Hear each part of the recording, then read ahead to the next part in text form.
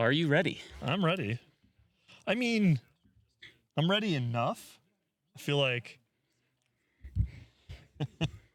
Okay, what we got to do is check if we're actually live. Oh, we're totally live. Don't worry about it. Oh, there we go. We got a new light source. We've got a custom reflector system. Oh my gosh. I love it. Well, we don't know when we have gone live. And But I think we have. If you can hear this... Then we have gone live. Then we have gone live. And hang with us while we get our ducks in a row. I mean, We got according... 31 people already watching? Oh, God, what are we doing? really? Yeah, we do. Oh, no way. We should probably start gosh. the show. We should probably start the show. Can we confirm that? Is that really true? Oh my gosh, there's 20 people watching. Okay. Let's do it. Hey, guys, be chill. You're Be chill, freaking be out chill. Aura. Oh my gosh. All right. Fantastic. Well, Let's we dive are in. here at the W6TRW Field Day. Do you know what's happening, Aura? I know what's happening. It is field day. I thought you were going to say episode 14. Oh, it's episode. What a wonderful start. Hi, I'm Ara, N6ARA. And I'm Mark, Kilo Delta 7, Delta Tango Sierra. And welcome to episode 14 of Sofas on the Air. Sofas on the Air is a podcast that covers a whole host of topics from summits on the air, parks on the air, amateur radio, and all the wacky tangents we want to go on. I feel like today is a wacky tangent. This is the wackiest of tangents one could go on in that we are literally coming to you live from Field Day 2026. And what we're going to be doing today is something a little bit different. Do you want to tell them what we're doing today, Mark? We don't know what we're doing today, but that's actually the official summary that I wrote in the show notes. Yes, that's the entire we don't outline know right now. But we had an idea about 5 minutes before this thing started, by which I mean, I think Becky had the idea. Becky had the idea. Becky had the idea. W6BKY, literal hat tip to Becky. We're going to do speed dating. Ham speed dating. Speed dating. What that means for us is we're going to get to know the people of W6TRW. Who are they? Why are they here? How are they here? What are they doing here? And we're also going to give a little bit of an introduction to what Field Day is, how it works, the history of why W6TRW may be the greatest club in the history of mankind, and we're going to talk about low power too. Yeah. And shameless plugs for the brand new N6ARA Tiny Filter. The N6ARA Tiny Filter, if you don't have one, you're probably not at W6TRW Field Day, That's the right. first and That's only right. place currently available to buy them on Earth. Yeah, actually, the bag of the entire production run from last night is sitting over there. That's actually not true. I bought one. Oh, that's true. Minus one. Minus a few, actually. Minus one. And one thing that is worth noting is I paid my own money for this because not only do I shamelessly shill for Aura, I just buy his products. All the time. And insists on paying for it, too. Yeah. So, Aura, what is Field Day? What is Field Day? Every year, the ARRL, the Amateur Radio... Wait, Relay League? Yes. Right? Yes. Yes. I should have known that. ARRL organizes a field day that starts on Saturday at 11 a.m. and operates for 24 hours until the next day, Sunday, 11 a.m. And the goal of this is effectively a contest, but the real motivation behind it is to get people out to play radio, jump on the bands, make contacts, get their field gear all prepped and set up in the field or from home as well.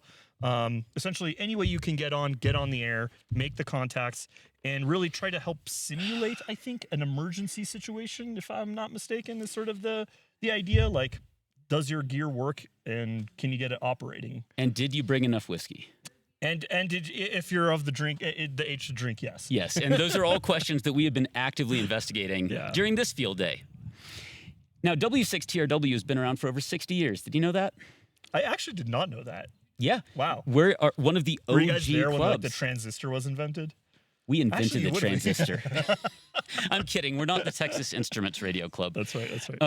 But W6TRW has been around for a very long time, and in ages past, W6TRW set up ginormous towers, and we actually dominated some of the big club categories. We were winning for about a decade. We had a good streak. Yeah. And as with a lot of radio clubs, things go up and down as staffing goes up and down. Naturally. Staffing, amateurs. We're not paid for this. And we went from having huge metal tower, 60 feet tall, with Yagis, 3-element Yagis for all the bands from 20 all the way up, Okay. to just kind of screwing around in a park with some infeds. And there was one year where, honest to God, we used random wires. Fantastic. And that didn't work very well. So we made a concerted effort over the last 5 years to transition from big QRO stations to extremely efficient QRP stations. And you get that multiplying factor by doing QRP or like 5 watts That's exactly or less. right. Yeah. You get a big multiplier from that. And so each contact, if you're doing digital or CW, can be 10 points. So Right. even if you make fewer contacts, you can actually still beat the big boys running QRO. That's right. That's right. So we're running as a 5AB station. That's right. And since we don't have a lot of power draw, we can do everything off of solar. Including run batteries, including running this podcast, with Including laptops. running this podcast, which I hope it's working. Yeah, but we yeah. know the batteries are, and that's the important part. That's true. So W6TRW has made this transition to the point where all of our band captains who run each of the stations, the QRP stations, they don't really need their field day captain, me, to pay attention anymore. It's a fairly self-sufficient operation. Once it's set up and running. Once it's set up and running. The result is I have time to podcast. It's kind of wild. It's kind of wild. Yeah. And we weren't originally planning to do this, were we? No, we weren't. And like last year, I was the band captain for 20, and this year, leading up to field day, I didn't even know if I was going to make it. And so conveniently, that meant the band captains got to be other people, which is great. And I was also free. I just kind of showed up and played a little bit of radio when people got tired, and now I just get to do a podcast and have fun. We did actually activate a soda too. And we did some soda just now. Yeah. Never go do anything without a soda. That's you know what we a haven't rule. said? We haven't said where we are. Oh yeah, we're on a mountain. We're on a mountain. We're on a summit. We're literally summits on the air. We're literally. This is the first This is time the true summit we've on had. the air. Yeah. We don't have a sofa, but we do have a summit. I feel Yes. like Ahmed should forgive us for the lack of a sofa today. Also, right. a hat tip to Ahmed for Yep, always yep. demanding the sofa. Of course. I feel Now- like we're missing one thing though. A guest? We're missing a guest. We are. Do you think if we both turn away from the microphones and yell Josh really loudly, he would bring us beer? The KI6NAZ himself? I Yeah. think so. Let's try it. Josh! What is up? He comes bearing gifts. I have beers. So There's beers. I have a Sierra Nevada Yosemite Yosemite. Yosemite National Parks, or All right. a hazy little thing from Sierra Nevada. So I'll take two. There you go. I'll take one. Is this the hot seat? This is the hot This is the seat. hot seat. Okay. All right. So And the- that mic is hot. Okay. Yes. Be careful. Don't touch it. So the format today is going to be, since we have so many amazing people here, we're going to be doing a speed dating round, if you will, where the guests are going to rotate. So we're going to have a bunch of guests today. Okay. And our first guest is Josh, KI6NAZ. Yep. How's it going? He runs a small podcast, TV show. I don't really run a No, podcast that much anymore. I got it all wrong. A YouTube channel. Oh, you don't have the podcast anymore? Well, we've been so busy. I've been so busy with work. We haven't posted a podcast in months. Oh my Since gosh. March. Oh, Oh, dang. wait, we're opening these. Oh, I- whoops. Mine was already open. I missed, I came ready. just opened. I missed the opening cue. For They're the few very ASMR cold. listeners. They're we have. very cold. Beer, these are ASMR, Sierra Nevada Pale Ale. Cheers. Yep. Cheers. Cheers. To field day. This is a To the many points. dagger, Society dagger, the dagger that Adam K6ARK gave to me. It's very Ooh, good. Wonderful. Very good. Again, pro tip, always bring Adam to your field day events. And Yeah. he will be a guest later. That's worth noting. That is worth noting. So We've hang been around if you want to hear from him. we have been trying to get Adam on the podcast for 13 episodes. and now 14 Now and 14. 14. We're going to get it done. Excellent. Yeah. Very good. Yeah. Oh, I guess I have this right in front of the camera. I should move that over. So I guess in terms of speed dating, let's have some starter questions. Okay. What's your call sign? KI6NAZ. And how long have you been operating? Since 2007. 2007. That is a long time. For that duration, how many years have you been part of W6TRW? I don't know, because when I joined Northrop, I think I got involved, but then it wasn't auto deducting to continue They did that whole stupid thing where you had to. It used to like come out of your paycheck or something to be a member. No Long time way. ago. Long Whoa. time ago. But then Mind blown. But then they got rid of that. So I don't know. I honestly don't know. Good answer. I So, just like- show up. A while. Yeah, I just show up to the events and you guys let me hang out most of the time. I think that's a winning strategy. Yeah. Well, thank you for joining our speed dating. What is the thing that you were most excited about coming here for? To get the tiny filter. Oh my gosh. That I swear I didn't pay them to say that. I need to liked bill. it Can we already. cheers our tiny filters? Yeah. Cheers. Cheers. Clink. He's but So- a vessel for my dreams. I actually took that repeater that I had on Meshtastic and I repurposed it for Mesh Core, and I wanted to see if we could like actually connect to the greater SoCal mesh network, and we did. Dude, it totally works. So it works. Yeah. It's fantastic. That was one thing. What was the other thing? There was something, and I can't remember what it was, but we achieved it. It was the satellite contact. I wanted to see the setup for that because I saw his setup for Winter Field Day on Green Cube. He was focused on Green Cube only, which was 70 centimeters. So he didn't have the 2 meter. A green cube is a satellite. It's a now defunct it satellite. was, and it was in Mio. Mio, packet only. Oh, what? So it was like the footprint was all of the Pacific Ocean. When it Oh was my over Yeah. the So, Josh, entirety. can you explain what Mio is for our non-space Yeah, nerds? Space nerds. Yeah. Medium Earth orbit is what is it? Halfway to the moon almost. It's not low Earth orbit. It's No, not high I think Earth that's orbit. Geo. So with low Earth orbit is traveling very, very quickly closer to Earth, and Mio is at a higher altitude, and so the footprint is like all of the U.S. and it can be upwards of like 30 minutes to like 15-minute passes. So basically, you have really Insane. long dwells, and during that time, you can see everything. Yeah, you need a little bit more power though, obviously, because your signal's got to go a lot further. I actually don't know what the altitude is for Mio, so you might want to look it up.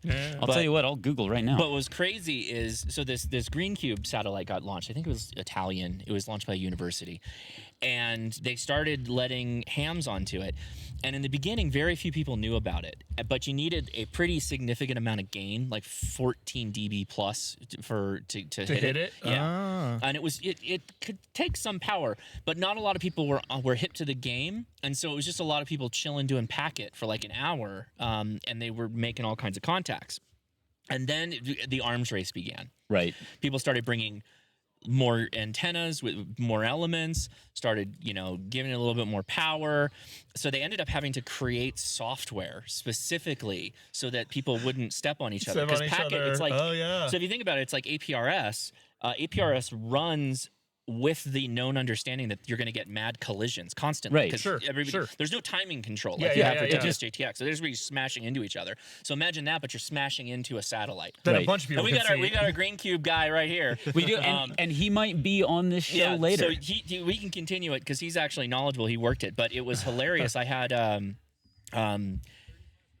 who is it? Now I lost it. Another YouTuber who does satellites all the time. I can't remember. I apologize. He's out of Hawaii.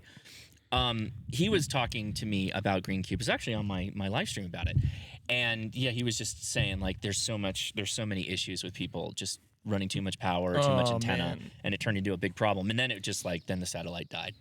Oh, no way. That was the end. Or the Italians turned it off or something That's and it deorbited. 5,800 kilometers. 5,800 kilometers. that's really high up. Yeah, Wow. it's big high. Yeah. But that means you need more power to get to it. Got it. Yeah. Got it. Yeah. Yeah. I Yeah. swear to our Also, if you're saying it's like APRS, what I'm Well, no, I hearing mean, is, in the sense that it's packet. but what I'm hearing is Kate MRD would really want to work Green Cube.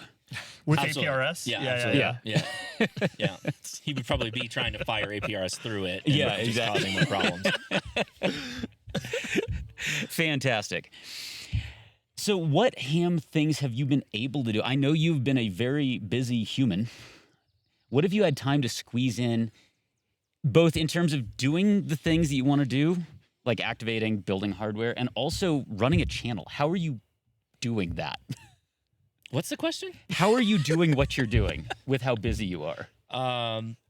Time management, I guess, is what it always comes down to. Time management, and then we always talk about ham radio is the the hobby of 1,000 hobbies. Oh yeah. So I'll get burnt out on one thing. Instead of just being like, I'm done with ham radio, I just go to another thing that's so diametrically opposed to other parts of ham radio that I'm like, hey, we're good again. So like building that PSR 100 rotor. So now I have azimuth elevation with my 9700. I can do linear satellites. That was a recent rabbit hole that I found myself in. Before that, we were playing with WA6RLR, which that's HF VARA, basically for two-way communication, but it'll do broadcast too. So it's like an emergency communication thing. Yeah. I'm always traveling, so I literally have my Kenwood here. Is that with like a 3D printed battery on the back? Yeah. What so is this that thing? So this is a 5 amp hour? Oh my God. Battery. The BPK75L. You can find that if you Google it.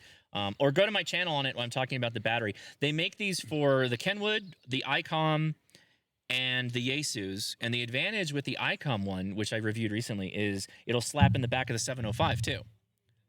Oh, they're universal. Right. Yeah. So you can take a 5 amp hour battery, go from the handheld, slap it into that. Boom, there you go. I've been traveling a lot though, so we did Pikes Peak last month. It's in Colorado? I was in Colorado Springs, nice. yeah. Oh, cool. So did that on handheld because I had a bunch of problems with the vertical antenna. I was on wondering Pikes if we Peak. could talk about that compromised vertical. Was that him? Yeah. Oh, okay. Yeah. He told me the story. He didn't tell me who the Literally call the sign one was. that you had earlier. Yeah. That one and Mike and Becky's. Yeah. Now, a lot of that was because of me and the QMX. Okay. But I think as Mark has probably, or maybe will mention, the QMX is fairly finicky. It doesn't like it when there's a variance in like SWR it sees. Sure. And I think it's like the more things you have connected to it, it's not too happy. It's not happy. It has problems with it. So a lot of that was my fault. Totally my fault, I admit. But at the same time, it's like I'm kind of used to the KX2 when I go portable. Right. And if it's like complaining, I go, tune. Yeah. And then the problem goes away. And at Pikes Peak, it should have had no problem. We should have just been able to activate that. It's so high that shouldn't have been a problem. Yeah. But yeah, what were you gonna add to that, Mark? I've had the exact same problems with the QMX. Mm-hmm. I think anybody that's used a compromised antenna with a QMX has run into similar problems because compromised antennas are inherently very narrow band. Yeah.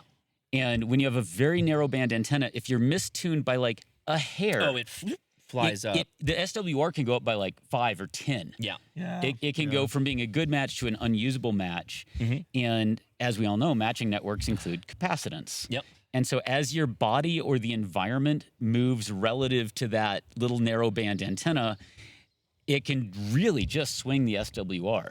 And it's not a flaw in the antenna. It's just that's how small antennas work. And I feel like when we were doing the Antenode project and field testing it, which note to Aura in the future, please edit those videos. They're ready to go.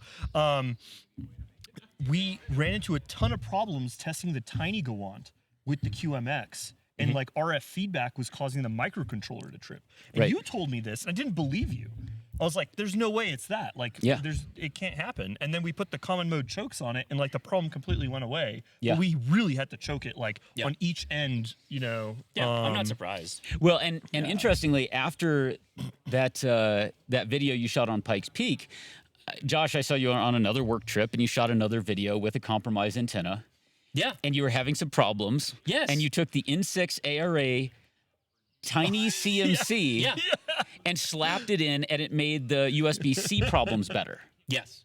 Because made that problem go away. USB-C hates RF on it. Yeah. Well, it depends on the cable. Again, cables are like the Wild West. Oh, yeah. Some are double shielded, some are just rubber. They're just insulated. That is a whole nother nightmare because there's no standard there. Right. Yeah. And you got some of them that are power only, or they're power data and they're like Thunderbolt versus there's just there's so many variations. It's such a big problem. So that's Yeah. Oh, man. However, I really like tiny compromised antennas. They are objectively bad antennas, but like the Tiny Gawant is fun because it's a bad antenna and it still works. The Tiny Gawant is fun. The best example of that is, I think, when you bring them all together and you make like a KH1. Yeah. Right. Yeah, like a handheld portable. It's like we know it's bad, Yeah. but we're gonna modify it or make it work together, right? Yeah. And then you can make the coil that Adam has, and you're literally tuning the coil, this tiny coil on the KH1. It's hilarious. But I mean, I swear, I take that on like lunch breaks. Yeah. And I'll just pop it out and totally. chase a soda or Poda, and that's like. You make the one contact, you're done. You had fun. Yeah. That was it. By the way, I had a guy. I have a funny story. Oh, so yeah. I had a guy come up to me in a bar, find out I was a ham radio. Okay. Find out I was a ham radio operator, and say, "Hey, you probably don't know anything about this, but I watch the Modern Rogue all the time. Oh, the YouTube. The YouTube channel, the Modern Wait, Rogue. He's been on it. And That's they me. said, Yeah. I saw this other ham on the Modern Rogue. And you probably have never met him, but on there, he talked about contacting some guy on a mountain. And why did this random guy at a bar come and say this Have to you met me? I just I was talked to gonna say- random people. I was Oh. gonna say, I highly doubt they asked like, "Are you a ham radio operator?" They probably went, "Hi, Mark." You leave me alone with a stranger long enough, and eventually... ham radio is you the were- first subject that would come up. You were talking to Right. this individual and mentioned ham radio. Yes. And then they had a they were like, spark Modern Rogue. because that's what they saw. Right. Okay. And so, okay, got it. so they were talking about you on the Modern Rogue. That's, okay, And this seeing is crazy. you yeah. make a contact with a guy on a mountain. And I was like, I was the guy on the mountain, yeah. which was using a KH1. Oh, really? Yeah, Oh, cool. Yeah, because you were on break in between shooting like your 3 Modern Rogue things. Yeah. And so you'd popped outside and you had the thing. You were in Texas. Yeah. Austin. Yeah. Yeah. And then we were and down so- in New Mexico or Arizona or where were you? Yeah, we were in California on a first activation. Oh, that was the crazy remote. That was the type. crazy one. Yeah. Yeah. Yeah. So tiny compromised antennas, man. You never know when awesome. you will meet a guy who saw a guy talk to a guy about talking to you Right. at a place. I mean, the summit helps. I know you weren't incredible. It wasn't like that high up, right? It was very cold though. Yeah. Did you get more points because of that? No. All I Well, I also Win had bonus my points. well, Or I feel like if it's out in the middle of nowhere and no one ever goes to it, they should add some points to it. yeah, oh yeah. Right? Incentivize people to go fill it out. That's a good rule to add, actually. That's a By really good having- one. Yeah. Yeah. Because if it's never been activated, You can throw make- a bounty on it. You can make that a challenge because they had the challenges every 2 years, Yeah. right? So like this year it's the 2-meter challenge, but It's bounty. Bounty. the Yeah. bounty challenge. Yeah. If it hasn't been activated, I like that. I you think get Adam would bonus win. points. Yes, you would. I mean, there's a lot of people who you give something like that to it, they're like, oh, I'm in. Yeah. Yeah. I think a lot of people are very goal motivated. Yeah. Like I think that's why like so many people are striving for mountain goat because it's just like you have a target to work towards versus And sort it's of not like an easy open- target. No, it's not an easy target at No, all. at all. And it takes years. No, it's Some of hard. us have- By the way, we got a good question from the chat. Uh-oh. Sean Weiland asks, where do you get your ideas from? Because you do have to put out a show or more Oh, every week. That's Yeah. a lot of ideas. Usually it's just what I'm interested in, to be honest with you. in that moment. Yeah, most of the time it's what I'm interested in. Or it's like I've stacked up things that I've purchased. Oh, And then they start sure. arriving, and it's like, oh, it's time to make that video. Oh, Yeah, it's time to yeah. make Right. that video. Obviously, once a month we do the patron picks, which is a vote that's totally by the producer level patrons. Yep. I just give them a huge list, and we just keep adding more to it. We add some of people's ideas, or I just throw more ideas Sure. into it, and people vote, and I'm like, okay, that's the one. Some things are just topical, like when the FCC slaps down somebody. Oh, That yeah. just comes up. Oh, yeah. Like yeah. I'm pretty fast at responding to news. Like I can crank a video out if I need to, and so Yeah. that sometimes just makes it easy. I'll just go do that. Inevitably, something will show up from someone that sent me something, and they're like, "Hey, when are you gonna make a video on this?" It's like, well, I'm pretty busy, so when I get to it, When I'll I get get to there, it. So yeah. if you just think I'm always backlogged, then it's a never-ending amount because I'm always behind Yeah. on something. Do you actually backlog, or do you have like a schedule? And No. No. Okay.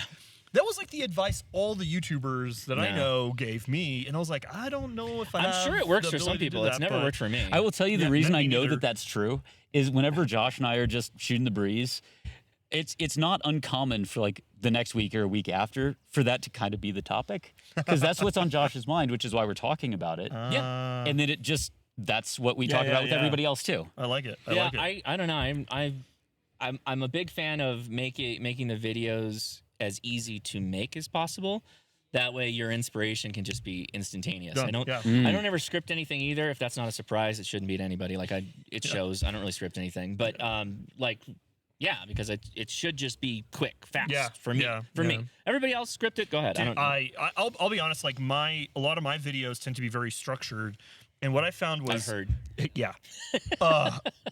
And I've bought a teleprompter and I might return it. Oh my goodness. Because what inevitably happens with me is because I think this is a very good example of experience, right? You've been doing this for more than a decade. Yeah. And I'm less than a year into this, or actually, no, okay, a year into it. But usually what happens is like I have a bunch of things I need to say, and then I'll either forget to say the thing, and it's important that I had said it. Yeah. So I'll go back and re-record it, or I'll mess up, and it's just like if I could just like read something, I can get through it quicker, which means I can get content out quicker. But I feel like it's a crutch. Like I don't know. I could see it both ways. I mean, if there are some things you absolutely cannot screw up on, then yes, you just script it, like, prompt it, do the whole thing. The way I always look at it is like if I screwed up that, like if it was something that was that vital that I forgot, second video.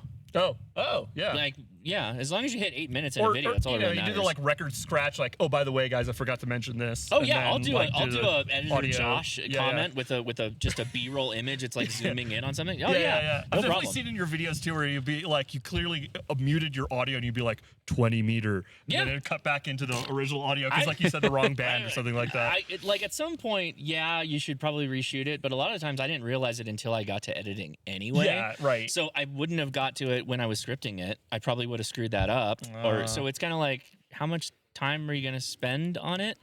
There was a really like earlier the editing has gotten so much easier than it used to be. But really early on, I had a lot of ums, and it took a long time to edit stuff, and it was pissing me off. And I played around with like automated tools, like just cut the first second and the last second of every clip, blah blah blah. And then that ran into problems. And this is before a lot of the AI taker outer plugins. Right. It exists, but it's not that good. Or you have to wait, or you got to pay for I'd it. rather Right. just get better at it. Like, So that's what I told myself. I'm Yeah. like, just stop doing Josh. yeah, And then be conscious of it. 15 plus years later, you just don't do it as anymore. much. Yeah. Yeah. It's funny because every time we record a podcast for Sofas on the Air, I go back and I listen to it in the car. It's like we have a Spotify. Shout out to our Spotify. Go check that out. So you can, and it's on Apple Music and all that stuff. Yeah. And so usually I'll cue it up and I'll just listen to it myself, like you know how football players rewatch the games, just to see what I did, so I can create that feedback loop to get better the next time. And what I learned was I say and like a lot. And I don't know if it's like, Yeah. hey, I just said it. The issue I have is when I'm kicking. So if I'm starting a clip off, I'll say so. Oh my gosh, That's the big one. That's a big one. And a lot of people do that. Yep. And yeah, because you're starting a clip and you need something to kick it off. Yeah, so you go, so. So Just here don't we say are. anything. Just here we are. Something like that. It's like you gotta kick it off, and I end up cutting that usually a lot from the front end of clips, and I just go into the next part. And it was like, because I started it there anyway. Right. And you're in the video, you're ending on a sentence, and you're starting a continuation of the same thought, so you don't need to giddy up the horses. Sure, you're already going. So Right. yeah, it's always fun. Always something. Yeah. And like one thing I got to say that I appreciate about you and Adam and Mark that I hope to work on and get better at is when you're filming a video, you guys are really good at like visualizing the story you want to tell and remembering where you were in your clips, so that when you pick up the next time, like it all pieces together. Where in my experience, at least, I've recorded stuff and then I realized I didn't say enough context for the next, like the transition to the next clip that I recorded. Oh, yeah. Or I don't know if you actually do that or if it's just become second nature because you've done it enough, but I told the whole story about the vlogging on the here. I think last I time. talked about Okay. that. Yeah, you did. 600, Oh, yeah. 600 days of vlogging That's every right. day. Yes, Pretty yeah. quickly, You learn to do that. because at the end of the day, you realize you don't have enough content. Right. And you're like, oh, I've got to actually narrate a little bit more of what's going on, or as we've said, show don't tell. Right. So you show don't tell by recording more. So a lot of the trick is you can always do a voiceover, right? Yeah. So just shoot a transition. Shoot the scene. Like shoot around. Shoot B-roll. Shoot this. Yeah. Make more B-roll. It's still your A cam. You're still just recording something. But just add in that particularly if you're going to go from one location to another location. You need to have something that shows movement.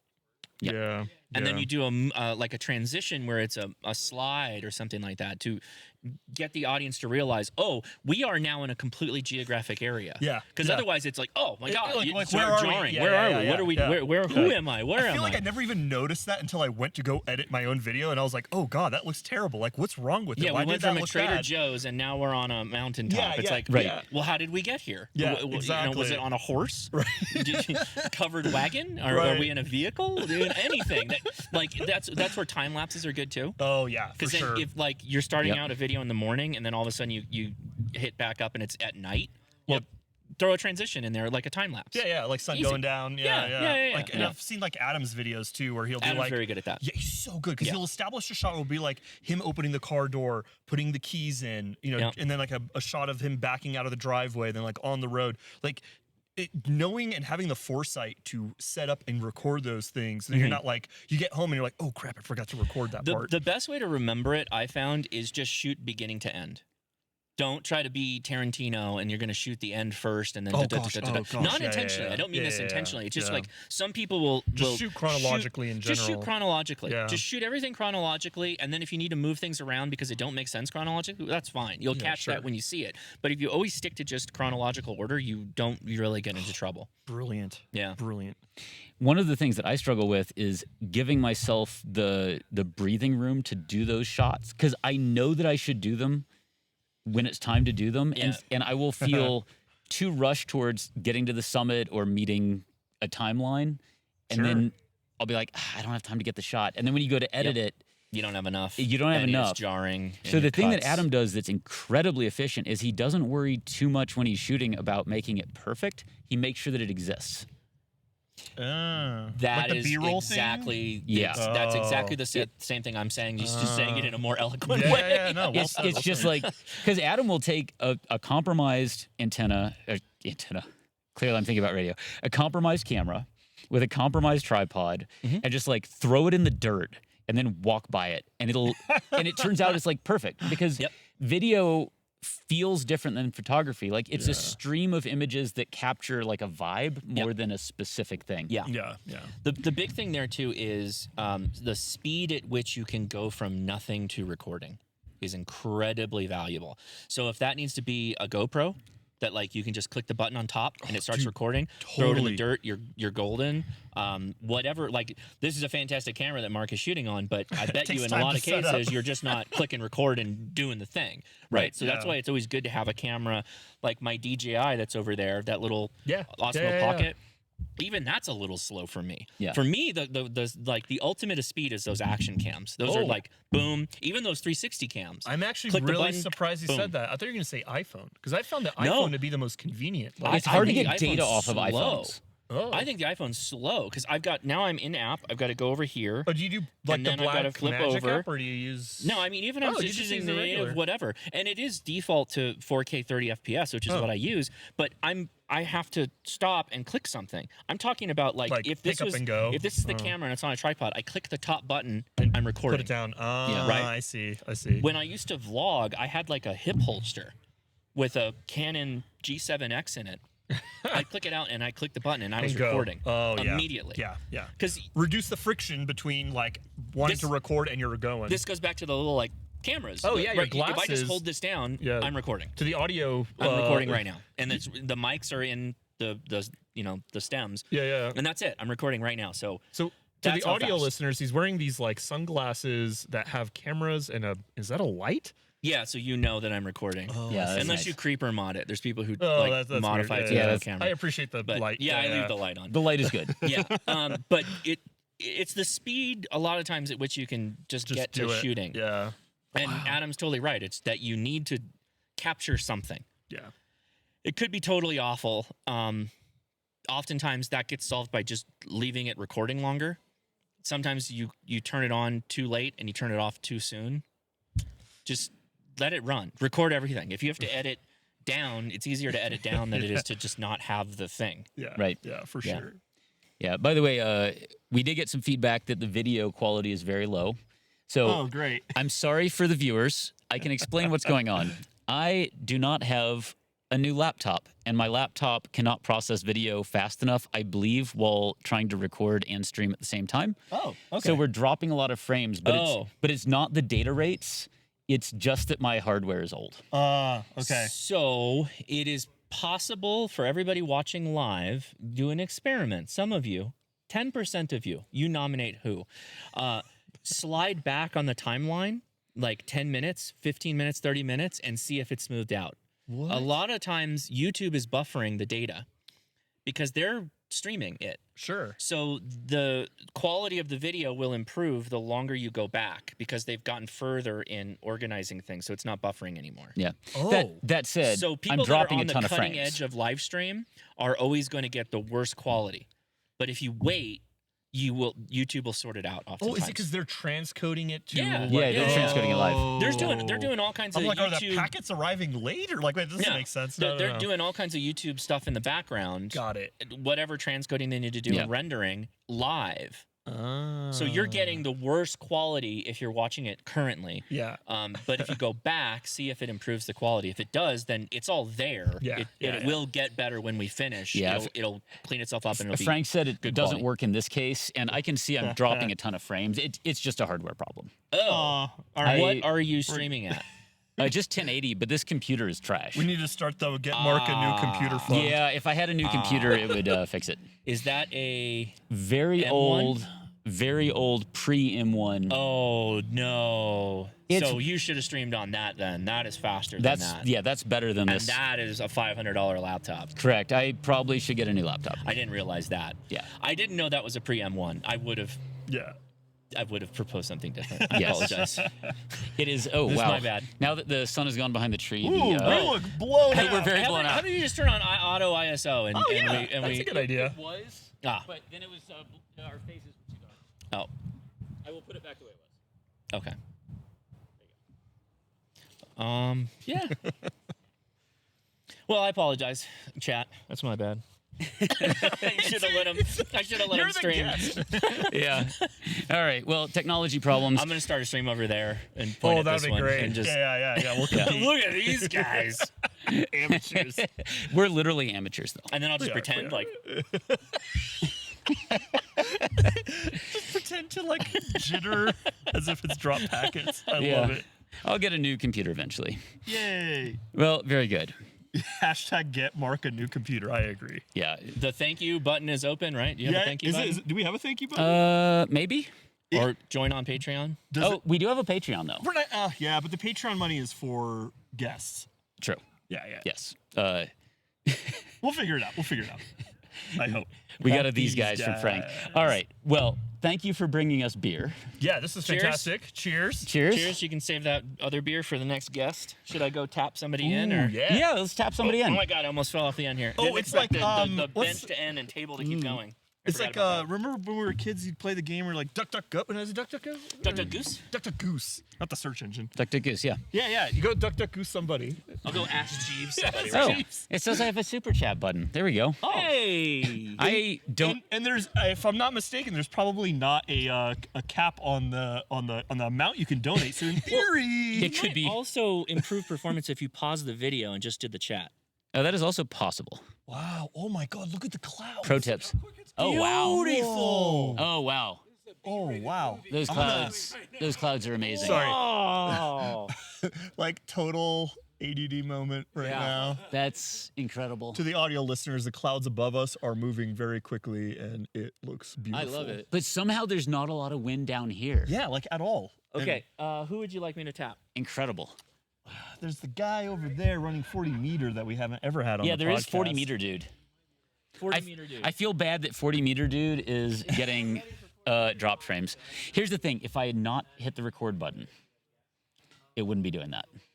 Oh, do you want to gamble and turn off recording? That seems scary. Also, the recording could also be trash. Oh, that's true. Because it could also be dropping frames at the same rate. Oh, that would be really bad. Then we No, have that's very two bad possible. videos. Because we could This- re-release this. Anyway, I'll be honest, this very well could not be a good video, and I think that's okay. yeah, this whole thing, by the way, was just like me texting Mark going like, hey, should we try to do this? Like crazy idea of recording on a summit during field day. And Mark was like, sure, let's do it. And I'm like, oh Yeah. boy. Yeah, I do really need a new do not turn off Who's the this recording. guy? Hey, get over here. Get over here. What's your name? Wait, are you bringing us beer? No, you're just bringing us. This one's almost empty. Wow. Let me just bump the mic. Amateurs. It's finally happened, Mark. We All right. got him. We got him. We did it. It's a K6ARK. The sofa. It's the sofa. You made. It's a little stiff. The It's a sofa's little not stiff. very comfortable, guys. All right, one more toast. One more Will. toast. Oh, we're getting cameras. We're getting photos taken photographed here? live. Oh, live. Very Nice. good. Thank you. And if you saw us briefly pause, that was the computer, not us posing. Yes, that's right. That's right. All right. What's your call sign? I am. It's Oh my under gosh. layers here. He's like Superman. K6ARK. You have to find a phone booth to show it off. Right? The K6ARK. The And, legend himself, Hopefully I Adam. didn't get you guys too excited. and how long have you been operating? Today? For many hours. Too many hours. And unfortunately, too many hours on FT8, so my Oh, brain gosh. is kind of mush right now. FT8 will mushify a brain. Yes, it will. Oh, God. I'm sorry you're on 40, but it's kind of your fault.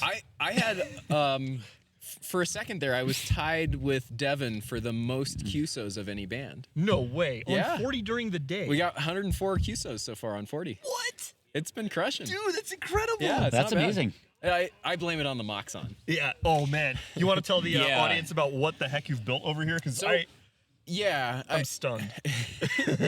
I have more of my big antenna set up here than I have ever had set up at one time. So I've got the big one. What I've been operating with most of the day is the 40-meter Moxon. I decided to build a portable version of. Well, I started with a 15-meter Moxon a few years ago, then made a 10-meter version. A little smaller. A little smaller. Those are stacked over there on one mast for the GOTA station or for others to use too. But I wanted to go bigger, so Which is not your usual MO. I didn't go to 20. I went to 40. And now we have a 40-meter Moxon. It uses It's huge, guys. It's Yeah. massive. it This uses thing is 6 poles. 4 of them are 10-meter poles that are slightly shortened because the tip sections are a little too soft. too soft. So I glued the tip section into the next section and then put my split ring tip on the end. Yep. 3D printed hub. And then there are also 2 shorter poles, I think like 2.7 meter poles or something like that, that basically support the feed point and the coax going to the feed point so it doesn't sag too much. Yeah. Because like front to back, it's about 20 feet long and side to side, it's like 50 feet wide. So it's big. You need a lot. It like barely fit between the trees up here. 50 feet is a lot of feet. Yes, Yeah. it is. And it looks like you have like at your feed point, there's like one of your common mode chokes. Yeah, At so the end? I built one of my. It's actually one of the new kits that I don't have for sale just yet. But I made some new PCBs for the Easy Match, which use the same round, circular PCB design, but use a through-hole capacitor. And then Easier to solder. Yeah, easier for to more solder, and people. I tailored the hole sizes to fit wire better. I made, the hole. So for when you solder the toroid on a normal K6ARK matching unit kit, there's the end of the wire, a twisted pair stub, right? So 2 wires that you have to solder, and then another end of the wire. Yep. And the 2 wires barely fit in that hole. It's kind of tight. So on this one, I got smart, and I made a You're like, bigger hole yeah, for the yeah. 2 wires. Nice. And then the other thing I did, the jumper that you have to solder if you want to use a counterpoise, rather than leaving that open and having you solder it every time, even if you don't use a counterpoise, it doesn't matter if it's soldered, but you need it open for the 1-to-1 build. So I forget who had it, but somebody designed a pad that has like 2 half circles and then a little jumper, like a solder jumper. yeah, a little jumper between it, which is on a trace there, and then So it looks like a dumbbell. yeah. So now with this kit, if you want to build the one-to-one, you just take a razor blade and you cut that trace. Cut the trace. Nice. And if you Nice. need to fix it, you just solder it again. Sure. So, Yeah. So- Super convenient. You know, just trying to iterate and make the build easier. So, Nice. yeah. And did you roll in like customer feedback of like people being like, oh, this, that, like, No. or was it sort of your own evaluation of your own product I've mostly? just built so many of them. There's certain things that I'm like, God Oh, dang it. yep. Every product, even all of my products, the same thing. I'm like, Yeah. I would change this if I had the time. Yep. So I changed them. Nice. That's awesome, dude. So yeah, that's going to be a new easy make / probably take over the 20-watt kit, because I think that FT82 toroid handles 20 watts just fine. nice. So Nice. I think the nested toroid in the center doesn't really do much for power handling. It's just kind of mechanical stability on the smaller PCB. Oh, interesting. That's reality. That's kind of how those work together. So By the way, as a reminder, we are at Field Day, and W6TRW just got picked up by a VK2 on 10 Cool. meters Oh. using 5 watts. oh dang, All So right. there's an And- opening. and that's pointed the wrong way. Yes, it is. Do you think we're doing long path with 5 watts with one of your No, antennas? 10 meters wouldn't be long path, and it's on that. It's on the hex Yeah, beam. I mean the hex beam is good, but it's not that But- good. Behind the camera. Yeah, That tells me what we should do is turn those around and hook those up, yeah, so we can operate both directions. yeah. We probably should. Yeah. Oh, wow. Because That's awesome. if VK2 is coming in, we could get some DX. Yeah. Yeah. We were actually earlier when we were activating Soda, we got Wakas on, and I got another Japanese nice. station on 20 meter, which I was kind of surprised because the band, I don't know. So what actually, how have the band conditions been this field day? So- because I didn't seem like they were great. They don't seem so. They seem okay because we're making contacts to stations that are out there, but it seems like there's not, like, the bands aren't full. It doesn't seem like there's a lot of stations out there. So I don't know if that just means like weather's bad across the U.S. and there's not a lot of Oh. stations on the air, or propagation's bad. But propagation seems decent enough. I mean, on 40, I've worked every section of California numerous times. Oh, okay. Arizona, Utah, New Mexico, Oregon, and even up into Washington. And that's what you'd expect daytime Right. on 40. Yeah. And like, it's been pretty good. I mean, I made decent sideband contacts, and with CW, I ran for a bit and I chased for a bit, or what do you call that? Search and pounce, I guess. Yeah, hunt and yeah. pounce. Yeah. Yeah. And most of the time, my hunt and pounce would get a reply right away. Nice. So, Oh, yeah. that's good. Oh, that's a good sign. Yeah. Man. I have a theory. I think people saw that the solar cycle is on the way down and they're scared. You think You less know- people showed up this I, year? I'm putting it out there. Chat, tell me if you went to Field Day. Did you hear that people were scared to show up because of solar conditions? Oh. I'm watching you. I have a different theory. All right, tell me what you got. I think it's just the mock zone. Why? Really? Oh, no. Wait. It's crushing it. Oh, I was It's- like, it's yeah, really- you're making a bunch of contacts. Yeah, It's really bad for everybody else, but it's good for us. Well, yeah. Yeah. Fair enough. Fair Also, enough. I've given this advice before, but pro tip: if you have a Field Day, bring K6ARK. It's very helpful. Yeah. It's an essential piece of kit. Now available on Amazon. I can't go to all the field days. I don't We're believe it. gonna rent him a helicopter. We're gonna ferry him from field We day need to field day. to invest heavily in teleportation technology. Do you want me here in the future? Yes. Then you might want to edit that segment out. Never mind. Nobody should take K6ARK. Yes, he's ours. He's spoken for. He has won this round of speed dating. Oh my gosh! I love how we never even got to the starter speed dating question. Oh yeah, what are we supposed to ask him? Oh yeah, how long have you been part of W6TRW? What, about 3 years now? Yeah. 2.5-ish, 3 years, Yeah. somewhere in there. I think that's about right. And what is the story for how you joined? Did Mark primarily bully you? field day. Oh, So I guess it was field day last year that drove it. So it was what, a year and a half ish, I Yeah, guess. Then. that's right. And I had reserved this campsite, both of these campsites, for field day because I figured, I want something fun to do for field day, and for service campsites, and particularly close to highly populated areas, you have to reserve well in advance. So I did, and I was talking to Josh, and I heard that I invited Josh up here for field day to see if he was doing something, and he's like, I was talking to Mark, and W6TRW wasn't able to get their original field day spot that they've been using Yep, for that's years. right. So the rangers there just were giving you guys trouble. So I said, I have some great campsites reserved. It's a little further drive, but it's a mountaintop. It's a soda summit. It's a beautiful place, and it's RF quiet. Oh yeah, So- yeah. So here we are. Yeah. And you told me about that on our Rabbit Peak hike. Oh, that's right. I did. Yeah. The Sufferfest. Yeah, we were in the middle of a Sufferfest, and Adam's like, if this doesn't feel hard enough, have you tried moving your entire field day to a mountain? So that hike, that was, I think, my first big hike with Mark.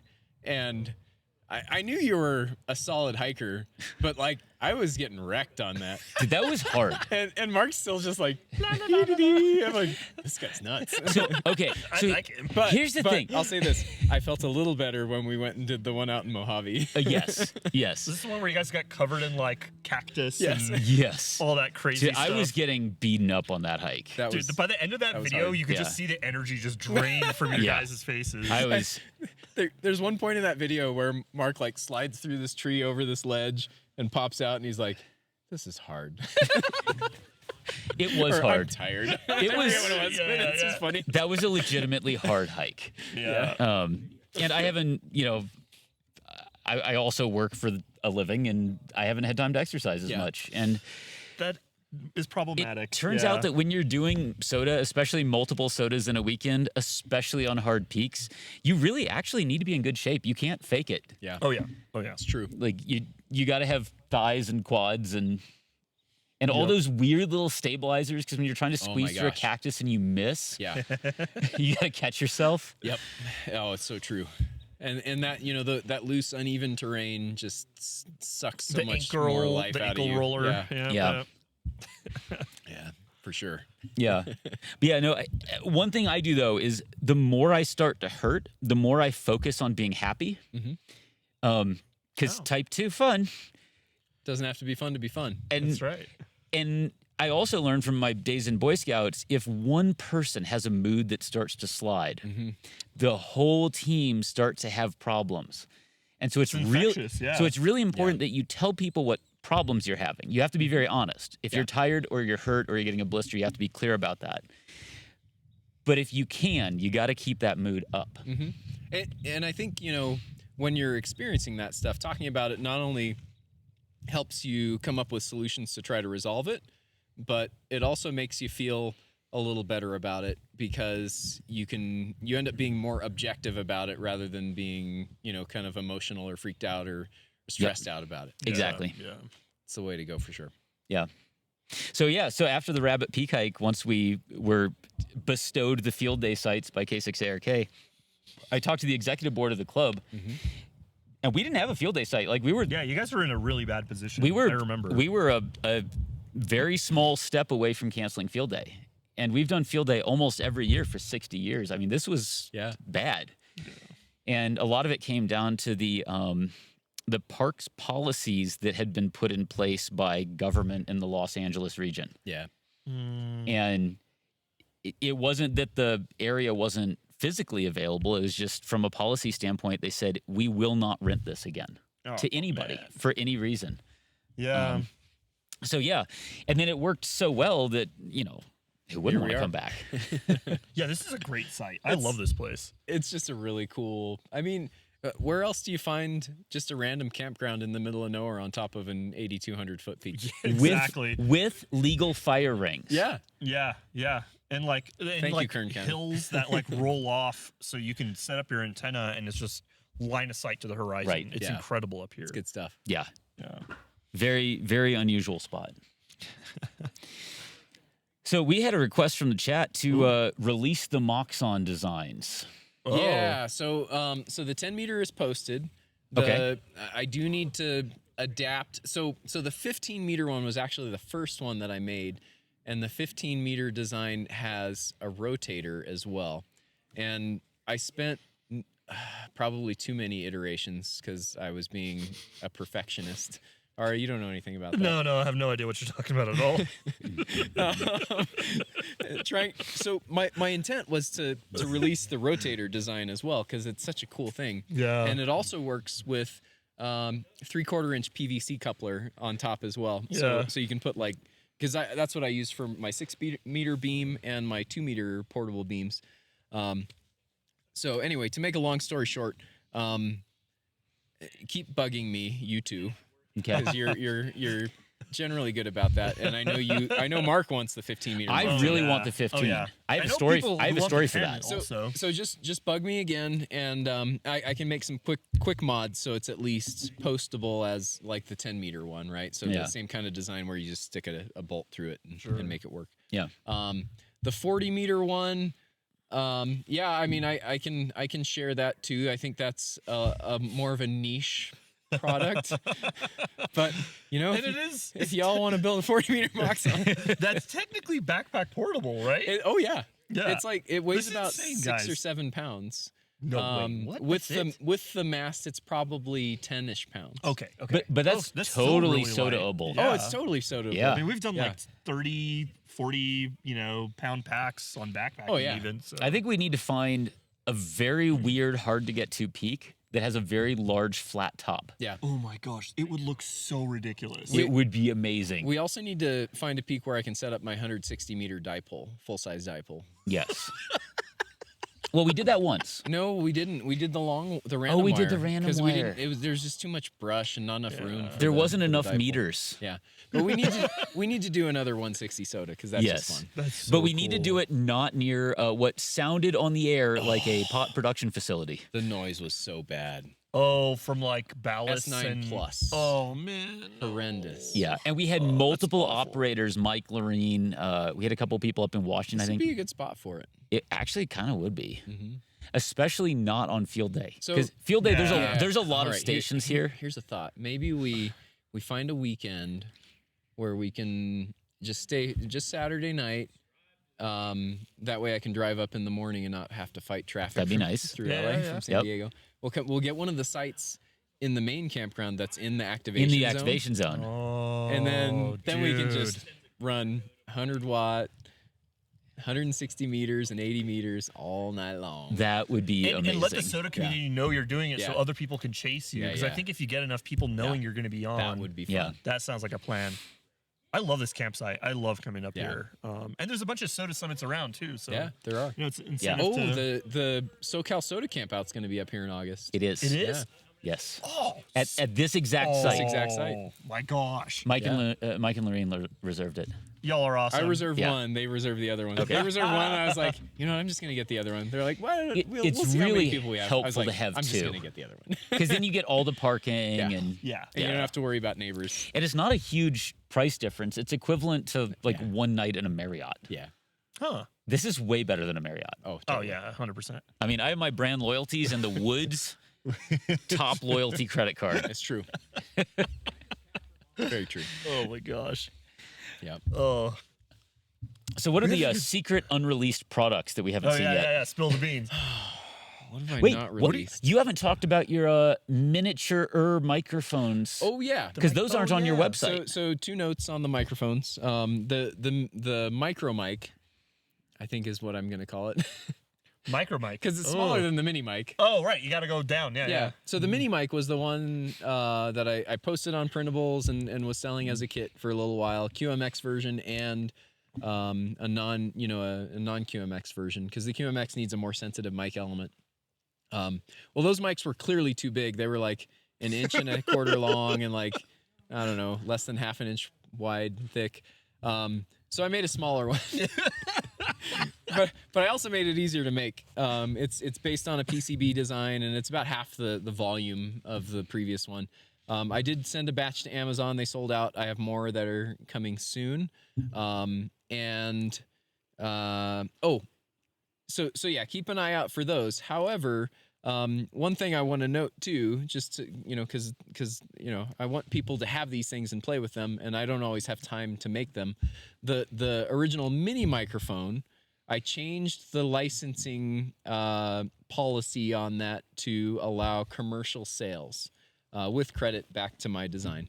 So on printables now, where I posted that design, it's posted for commercial sale. I actually got a request from the company that makes the true SDX units. That's sort of the official seller. I forget. Sunny, I think, is the person's name. I forget the name of the company. But it's the one that DL2MAN recommends. Anyway, they reached out to me asking if they could license the design and sell some, and I said, you know what, I'm just going to update the license on it, and you're welcome to do commercial sales on these. So that's awesome, dude. They will likely start selling some of those. That's great. And if anybody else wants to, have at it, have fun. That's great, dude. So, I'm also really happy to hear that people did it right by reaching out, asking for permission. Totally. And not just doing it without asking. And there were I came across a few people in the mix that with like some of my paddles and stuff that have done that. But the vast majority of people have reached out to me and asked, even for like to do it for clubs and things like that, and just local personal sales. So if you do want to do that with any of my other products, I do prefer to generally keep them out of the commercial world, because I want it to stay in that kind of homebrew and ham it forward type market where people are learning and building and helping other people out of the goodness of their heart, rather than trying to make $30 off of a $3 set of parts. Right, exactly. And all the like, I want to say almost all of your printables are easy to like print at home if you have a printer or a local library or wherever, so it's accessible. And like the components are things that are easily available on Amazon. So it's like wire and microphones, and you got all the links nicely written up and amazing instructions on how to put it all together. So try to make it simple. Yeah, it's wonderful. Well, I think you were one of the early movers in this space. Oh yeah. And in my limited perspective, I haven't been part of this because I am not myself a maker of things that go out into the world. But from my perspective, you established sort of this precedent for making things accessible. Mm-hmm. And then you saw, I don't actually know which order you guys entered in, but no, he was first for sure. Okay, but then if you look at the way that R is approaching it, it's the same vein, which is keep things as affordable as possible and still like not go broke. Yeah. And then you see Jonathan Camfor CFT coming in, trying to produce stuff that's affordable, high quality, made in America. Yeah. And there's sort of this whole little group of makers that produce stuff that no commercial company makes. Yeah. And it's an interesting vibe. Frankly, it's probably not very profitable to make. So like there are days where I'm like, what if I did sell the company? Like what would happen? And then I realize I'm like, no one's gonna, like, my dad's is already retired. They're not gonna be able to hire my dad, and he's really the reason we've been able to make all these products. And then even then, it's like it's such a small market, and really the company is around to like continue pushing this hobby and making it what it is, which is fun, So Ara, I'm Vince, an investment banker. I'm interested in potentially buying your company. What are your annual profits like? Negative. It's like, well, it starts with a minus sign. I bought a pick and place machine. Yes.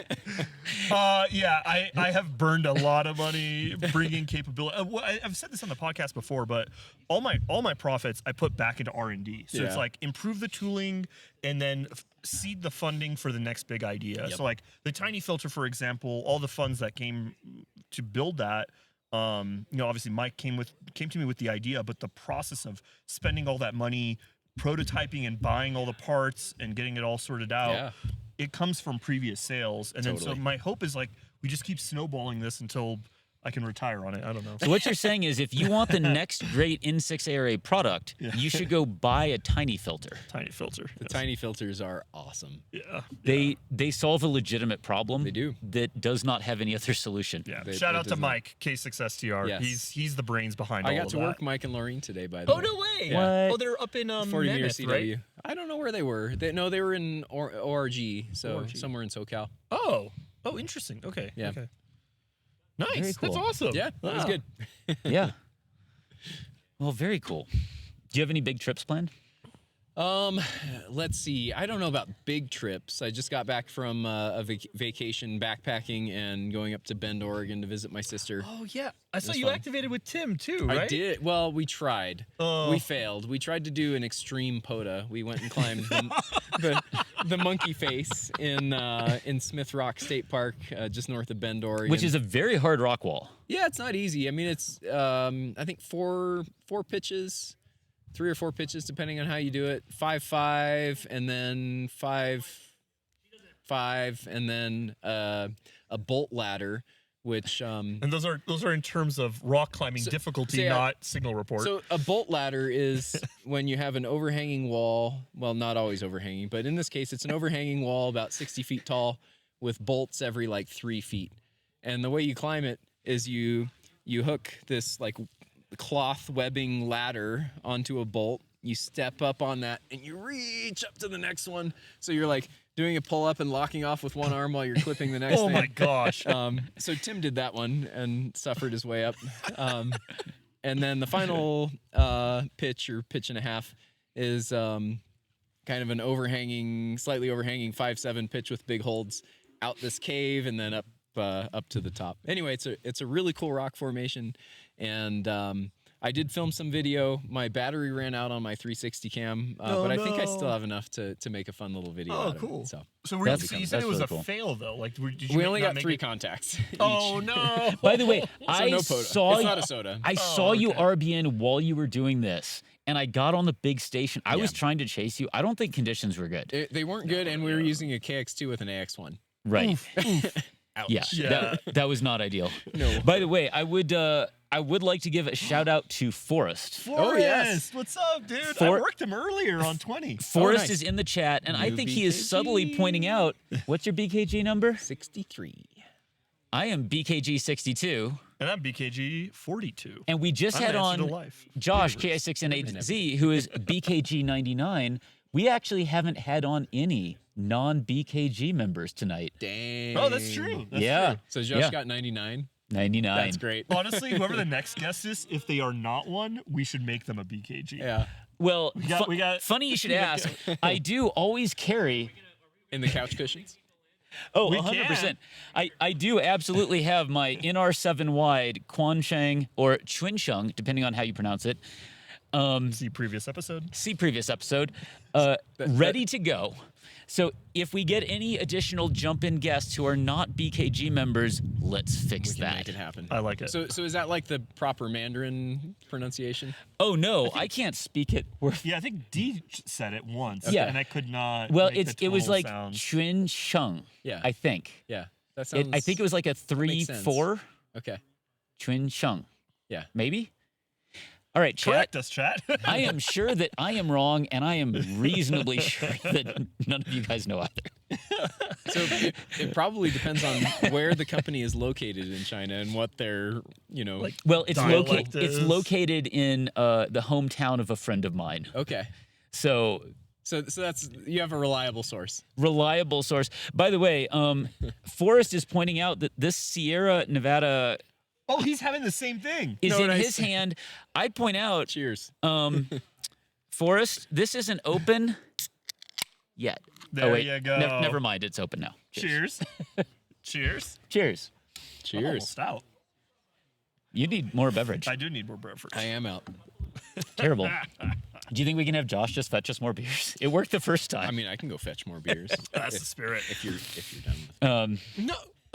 The hardest part about doing the speed dating thing is like we've wanted to have you on this podcast forever, and we have so many questions we want to ask, and I'm sure the Patreons as well. By the way, Forrest is pointing out he may add a bylaw to the BKG that we all have to learn Chinese. I feel like the TV show or the movie Firefly or Serenity is going to become real if we do that. I think so. If anyone watched that, there's a shout out to the fans. I think the most important phrase in Chinese that I've ever heard is "hao he," What does that mean? good drink. Oh, that is important. That is important. Yeah. It's fairly important. And I have attempted to butcher Mandarin in the past. I think at one point I said "wo ai pijiu," and which is not correct. Okay. I was attempting to say I love beer, but It turns out that is not how you say it. Anyway, if anybody wants to come on the pod and help us support yes. BKG bylaw number 4, We please learned let me know. CW. What's next? Chinese. Yeah, let's we've do it. learned CW. How much harder I would can love to Mandarin learn be? a little bit. Yeah, that sounds great. Yeah. I love it. I can finally read data sheets. That would be so great. That would actually be Dude, legitimately I have a useful. friend who is very fluent, and like I have multiple times, especially when you're like trying to reverse engineer hardware. Yeah. You're like, hey buddy, like what does this thing say? Yeah. And like it's so helpful. Yeah. I've dropped a few into Google Translate to try to make sense of them. That's such a good idea. Yeah. Why didn't I think to do It did that? okay, Okay. I think. If it gets vectorized, right? Maybe. Yeah. Yeah, Oh my gosh. It was a struggle. the struggle is real. So, what's Oh. going on? Josh! Mark is quite literally now calling out for beers. Oh, that'd be great. Where are your beers? I think in Zach's cooler. Where's that? I don't know. Zach, you got beers? You're giving the 9-year-old beers? Okay, Okay, Zach's got for the covered. record, the 9-year-old does not have beers. the 9-year-old's cooler has beers. It's his father's It's his father's. cooler. His father is also participating in this project. Lovely.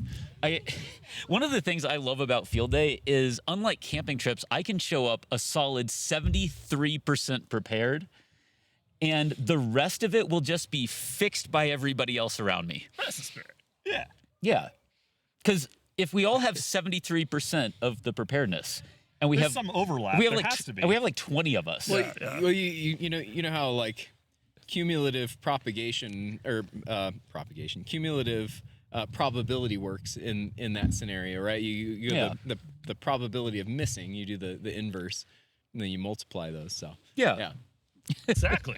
Exactly. So the result is I did not bring a cooler or ice. yeah. I just sort of assumed that everybody with obscene amounts of electric power who last year brought electric refrigerators would probably just do the same thing. Yep. Which turned out to be a good assumption because we ended up with more electric refrigerators than Accurate. last year. That's good. I'm kind of what my fear with these kind of setups is if everybody thinks, oh, somebody else will get it, and then Yeah. nobody does it. Yeah. Exactly. So that fuels your paranoia to like pack enough stuff, but And extra. and extra, And extra. Yeah, exactly. Yeah, we did have 8 pizzas for lunch, speaking of enough. Yeah. That was. I'm not even kidding to the video viewers. Like the pizza was the size of this like freaking like picnic table. It's massive. And to the audio viewers, it's a large picnic table. Oh man. I don't know if we have audio viewers. Is that even a thing? Audio listeners, not viewers. Is that how English works? Unless they're looking at the waveforms. Now I don't know, can't man. do Mandarin or English. I feel like Mark would tell Mark, you need another beer then. That would be. That's what my Mark simulator just told Correct. me. Absolutely Say. correct. By the way, why hasn't Forrest been on here? That okay? Yeah, Forrest, dude, come Forrest, on, we're looking right at you, and we're even sharing the same beer. Get here. hop on a flight, get to Burbank, we'll pick you up. Use the teleportation system that we agreed that Adam is not allowed to use because he's ours now. Yeah, definitely a dream guest. It'd be great to have him on. Yep. That'd be a lot of fun. Yeah, You're on the list. you're on the list. It's a good list. It's a positive list. Don't worry about it. Is 8 pizzas really enough? It turned out to be, but only I think because people were so busy working FT8 that their brains had scrambled beyond processing how good pizza is. True. Yeah, that's right. God, FT8 is rough on the brain. We are pushing dinner back a little later We to are. accommodate for the yeah. excess pizza. Yes. Yes. Correct. Speaking of which, what is dinner tonight? Spaghetti. Spaghetti. Oh, We have Oh, I'm gonna K6ARK sleep so cooked well. spaghetti. Oh my god, even better. Speaking of which, Adam is cooking us dinner. I am. Oh boy, we got the chef. That's right. Hey, we got beer showing up. And there's beers or beers. Bring him. We have a partially Delivery. off camera. There we go. The beers are entering the chat. This is oddly reminding me of my mountain goat date where we were like live streaming and people were just randomly showing up to the table and bringing in beers. That did happen. I also chased a lot of cars that day. Yes, you did. Kind of. I don't Don't want to like damage the... no. Here. Whoa. We will open them properly. Okay. Yeah, fair enough. Mark just pulled out a really cool, like colored, In a colored case, nonetheless. colored case. What is Holy this thing? It's like a knife wrench. This My is friend. a special edition Leatherman Skeletool. which was a Colorways collab with Topo Designs. That's legit. Awesome. So- That looks so cool. Here's the thing. This is I actually feel like Josh would buy that. because Josh has the exact same thing, but not in this Colorways. Oh, is it his color palette? This is my color palette. Oh, I got you. But yeah, this is part of my soldering kit because it's so well made. I actually just use these as my pliers. It kind of matches my Manny pack. Your Oh. Manny pack is fantastic. Yeah. Same color. I love that you are the opposite end of the man pack military vibe. like how offensively vibrant can it be? The dorkier, the better. Yeah. Yes. So I love that. The term tactical applied to things just like repels me in general, and the whole man pack thing. I don't get it. I don't understand the desire to have a radio that has terrible usability because you're not going to operate it standing there strapped to you. The KH1, sure. That's my man pack. So for fun, I bought a fanny pack that is very colorful. It's a Cotopaxi brand.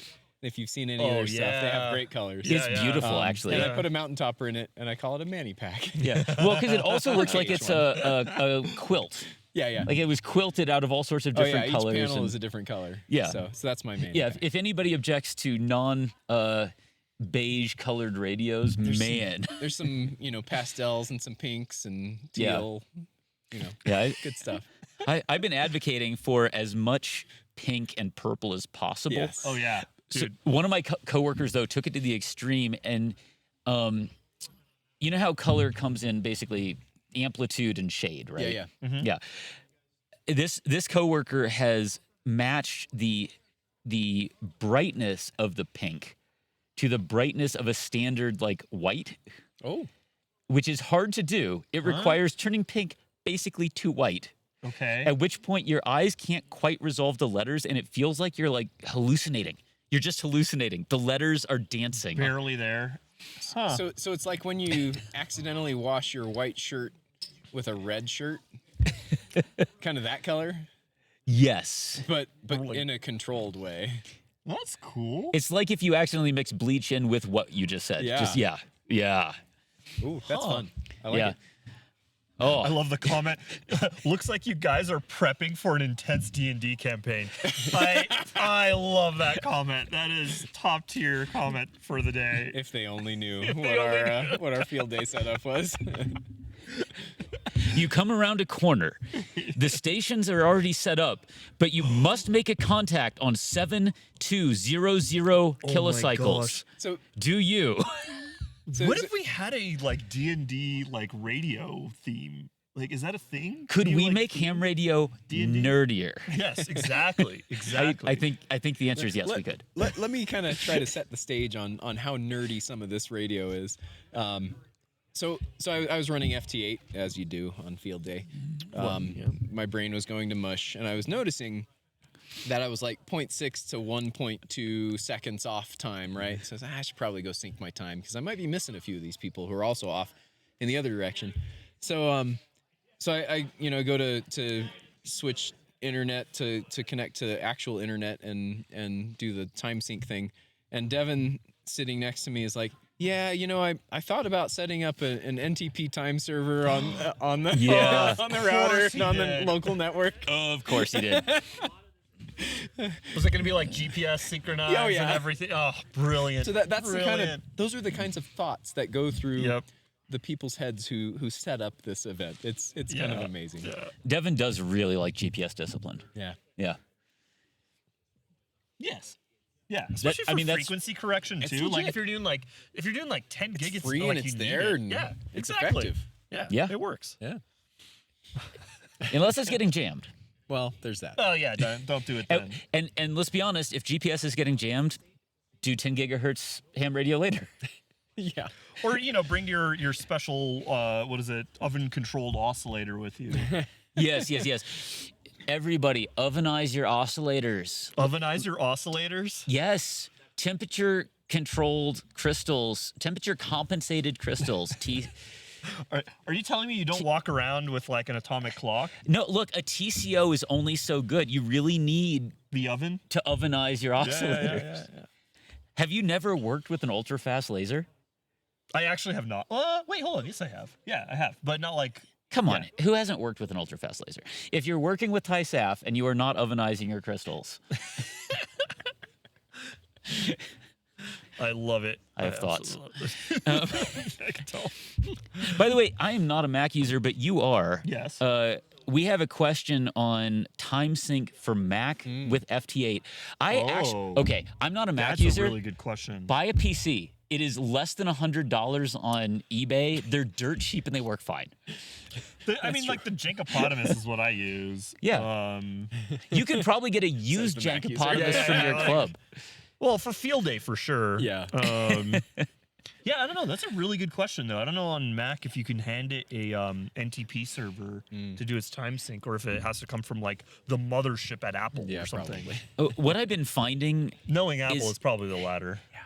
is basically everybody who tries to do stuff on Macs eventually just gets a Jankopotamus.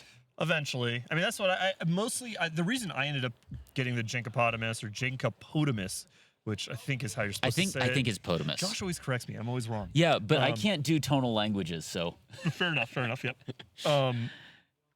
The reason I ended up switching to it is because like almost all the software is on Windows, Right. right? Like N3FJP and all that. well, Yeah. and especially in our club, W6TRW, the best club on the air. We have a Flex radio station. Yeah. That Flex radio station is worth, we did the math at one point, it's something like $150,000 Oh my gosh. because we have twin 60-foot towers Yeah. with a stack of Yagis covering everything from 40 meters with They're a 3-element beam gigantic. all the way up through 1.2 gigahertz. And we have a Flex radio attached to all that that is remotely accessible. If you look at the price of the Macintosh Flex software, it is cheaper to buy a new laptop and use the free Windows software than it is to get the Mac version of just the software. It's a no-brainer. Exactly. Oh my gosh. That hurts. It's software can be expensive. Yeah. It's true. Yeah. Although I think you actually got the Mac software. Yes. Yeah, Yes. Yeah. And if people would like to help Ara make up for his mistakes, he does sell tiny paddles on n6ara.com. Oh my god, dude. It's okay. I checked the rules. I can plug for you as long as I'm not paid Yeah. by that's- you. That's true. In fact, today you paid me. I, which means I can plug twice as much. That's right. Yeah, that's right. Yeah. That's right. I think that's I didn't know there were actually rules on that. That's yeah, actually if you have if Flag it as somebody paid promotion. if somebody Oh, I pays see. you, Yeah, you I have to see. say that they paid you. I see. Fortunately, given how I talk about ham radio, nobody ever offers to pay me. I have thoughts, feelings, and I will say what I think. Oh, I love it. I absolutely love it. Industry does not like that. No.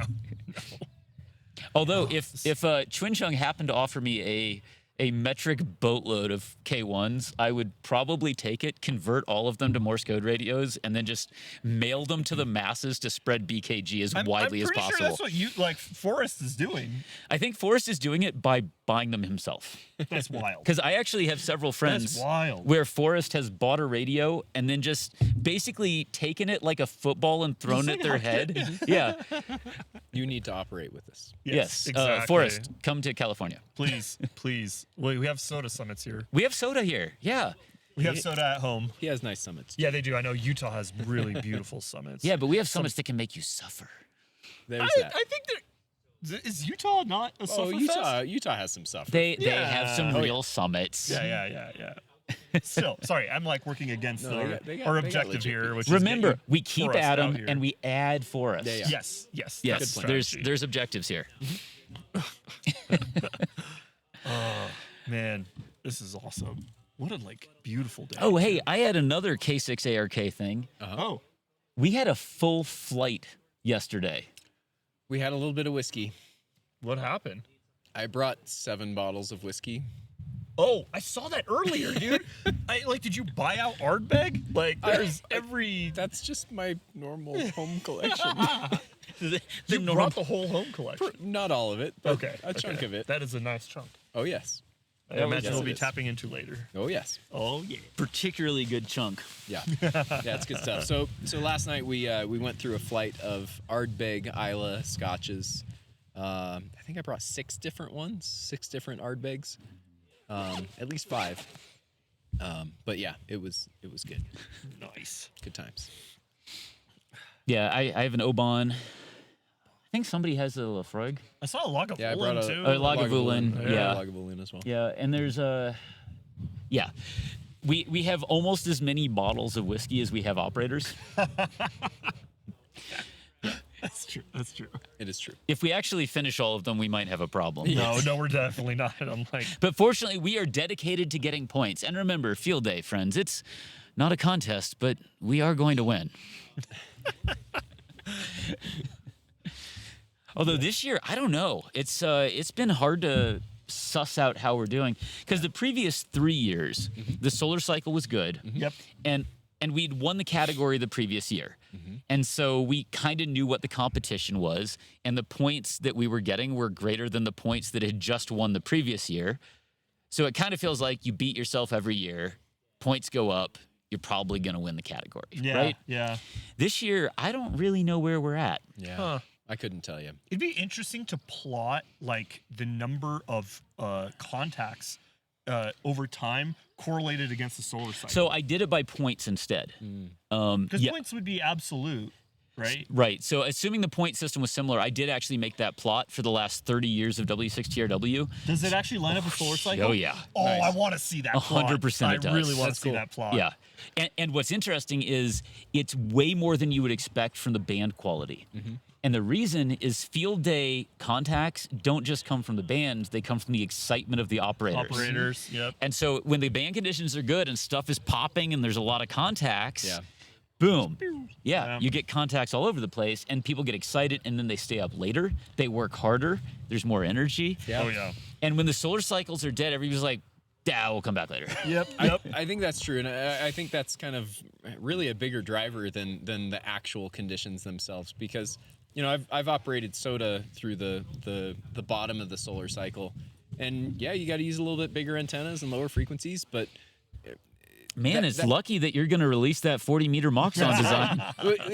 So that's more of a hit in urban areas where you're contending with more noise on the lower bands, but when you get out to remote areas, you can still work some pretty amazing contacts on those slightly lower bands. Yeah. When when the solar conditions are lower. Well, and not to pitch directly to everybody who should be part of the BKG, but 2-meter CW is very reliable regardless of ionospheric conditions. Get your BKG number.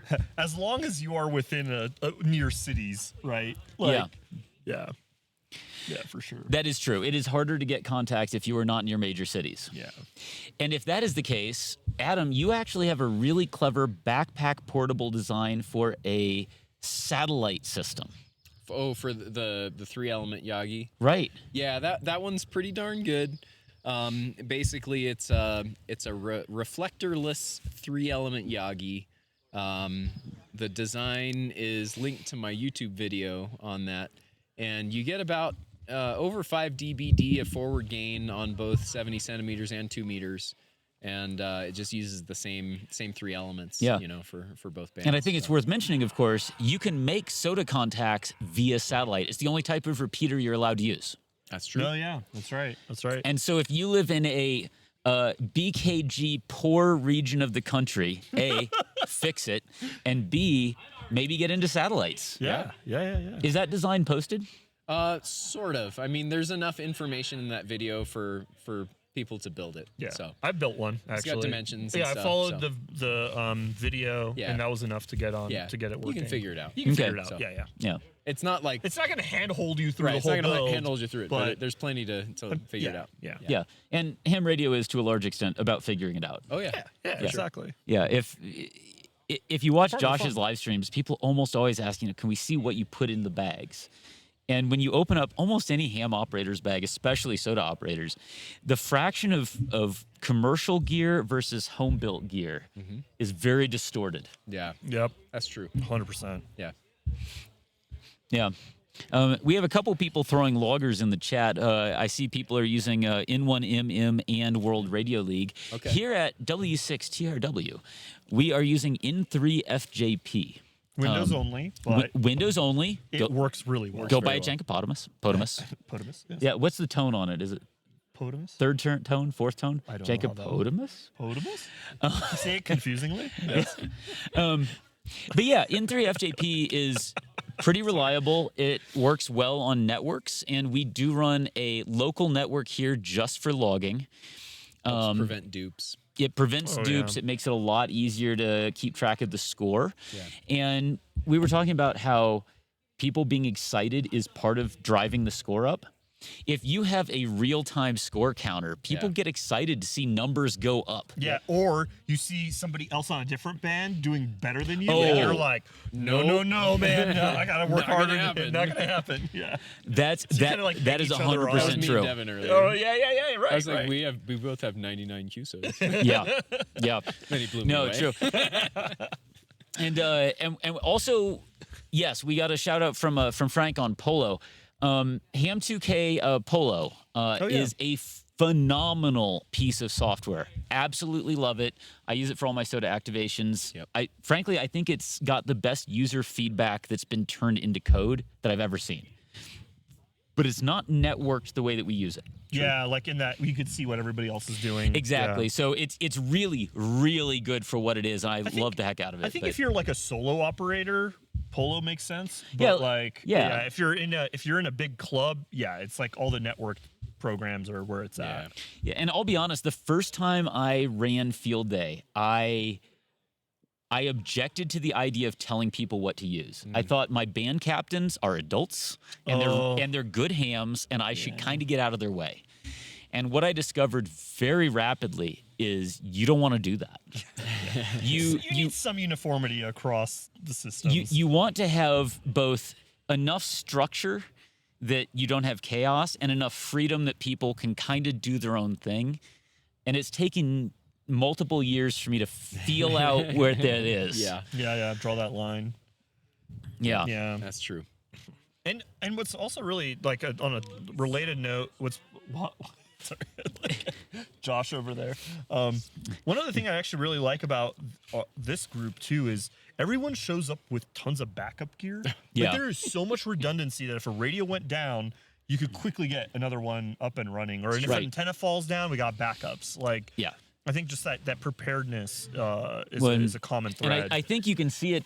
Let's see. It's over that way, right? Yeah. you can that's see it. Yeah. So this year we have redundant hex beams. That's right. We If have this hex beam falls. we have redundant dipoles. Yeah. We have redundant. We have triply redundant 15 and 10 meter directional antennas. That's right. I have a 40 through 10 link dipole, a 20 meter half square, a 40 through 10 vertical, 160 meter dipole, and probably some other antennas that I didn't Right. set up. And of course, I brought my full soda station, which we use to do the educational activity of teaching Zach and some of our other friends how to do soda. Zach is 9, by the way. I am still blown away that a 9-year-old is Activating soda. is a useful member of our team. Yeah. Because absolutely. I didn't really have expectations, which I think was probably a good thing. I'm giving myself credit for that. But this morning when we were setting up the antennas, Zach said, "Hey, what can I do?" And I said, "Well, we need to figure out if this is working before we actually put up the hex beam." And he said, "Great, I'll grab my VNA." Oh my gosh, dude. So Zach runs over, grabs the VNA, and now That's great. again, if you don't know this specific 9-year-old, the expectation would be that they would slap the thing on the VNA and see some dips and be like, "Yeah, antenna's good." No, Zach opens the box and goes, "I got to calibrate this." Yes. He knows. Incredible. That's amazing. Phenomenal. And then I said, "Hey, I need you to change the frequency range a little bit." And you know what he did? He recognized that changing the frequency range changes the calibration. And he's like, "I can do that, Mark, but I'm going to have to recalibrate this." That's good. I was like, "My man." Oh man. Welcome to the team. That is incredible. Yeah. So Dude. Anyway, so we have a lot It of is redundant past time supplies. for me to get dinner started. Oh, geez. Oh. Okay. So should we have a different person on our not so fast speed dating? Probably should. We should probably do that. And again, will it if the be? video quality is not good, my friends, We're trying. and we're sorry, we're not going to do anything about it. But the audio listeners, cheers. everything's great. Thanks for joining Cheers. us. at Thank Field you Day. for being on here. For being on. We got to have Indeed. you on the real sofa Yeah. soon. Oh, I'm down. But We'll make it happen. It's so nice to have you on, man. All right. Thank you so much. You can pet Ormu. You can pet. Yes, we do not have Ormu with that us is the today. hardest part right now of I the do- podcast. No cats. I miss my cats. Not a single crotch has been jumped on by my cat today. That's true. That's true. Shout Drinks out haven't been to spilled. Tim in 7KOM. Amazing. Still sorry about that, but You know. not sorry Yeah, enough to you not couldn't throw Ormu control it. food. You No, couldn't it's control it. Yeah. when you have cats. So who's? Oh, cheers. Who's our next guest? Who is our next guest? We got a lot of people here. We do have a lot of people here. I did really want to get some satellite talk on here. Oh yeah. Yeah. Let's do it. Let's do it. Satellite. So All much right. to talk about there. You look into that camera and Okay. tell people things for I'm gonna tell people things. 60 seconds to 78 seconds. I'll be back. This is the solo show. What? Oh yeah. Get on here, Brooks. I'm going to help with dinner. Oh, wait, you're helping for dinner? I am going to help. Never I'm gonna mind. be cooking up Oh, sausage okay. I for can't. dinner. Well, we'll have you on later. I'm going to man. fetch a guest. I'll be right Okay. back. Yeah, we're good. Good deal. Good deal. It's like 5 minutes. Okay, sounds good. Oh man, I am ready for some spaghetti because something's got to absorb this beer. Okay, ladies and gentlemen, boys and girls, AI robots listening to this podcast, you are now with me. I'm Ara and 6ARA. And today, I don't know what I want to talk about exactly. We usually have some sort of a plan, but today we do not. I will say it's this experience of field day, it has to be one of the most, personally to me, rewarding experiences, just seeing people come together and bring in their insights, and just everybody is so supportive of just getting the station set up. And there's so much like cross knowledge that I've appreciated, where someone's like, oh, this thing's not working, and somebody else across the bench will overhear that problem and be like, oh, I know how to fix this. And like almost like antibodies, people will like attack the problem to get things working. And yeah, it's a sight to behold. Mark, wow, okay. I was able to fill in just enough time to get Mark, who's coming back. He's How did back. I do in my 74 seconds? You did pretty well. Actually, it was less than that. Yeah. I went I- on well, I a said tiny s- bit of a spiel. I said 60 to 74. I'm not gonna lie. I was a little bit scared just talking to the audience directly. Don't worry. This is a friendly audience. We like them, and they're mostly I know. licensed. I know. All right. Yay. Oh yeah, we also have like literally an audience. We here. literally have a live audience. This is maybe the best thing ever. We also have a guest who's actively waiting off screen. Come on Bring in. him in. Get in here. Hi, guys. Hey, how's Hey. it going? What's going on? Grab a seat. Sit down and Join the get party. cozy. This is the Thank you. hardest sofa you will ever sit on. And welcome to Speed Dating with Sofas on the Air, Oh. a show featuring Ara, N6ARA, and some of his tiny products. Very good. And Mark, KD7DTS. Who does not have products. We have a question for you. Yes. What's your call sign? And remember to speak into the microphone with enthusiasm. All right. The And call. your best radio voice. Oh yes, we have to lower our voice and get into that really jazz right. DJ kind of Welcome. thing Coming going up on. next. My call sign is Welcome to Whiskey Sofas Alpha on the 6 Romeo Lima Romeo.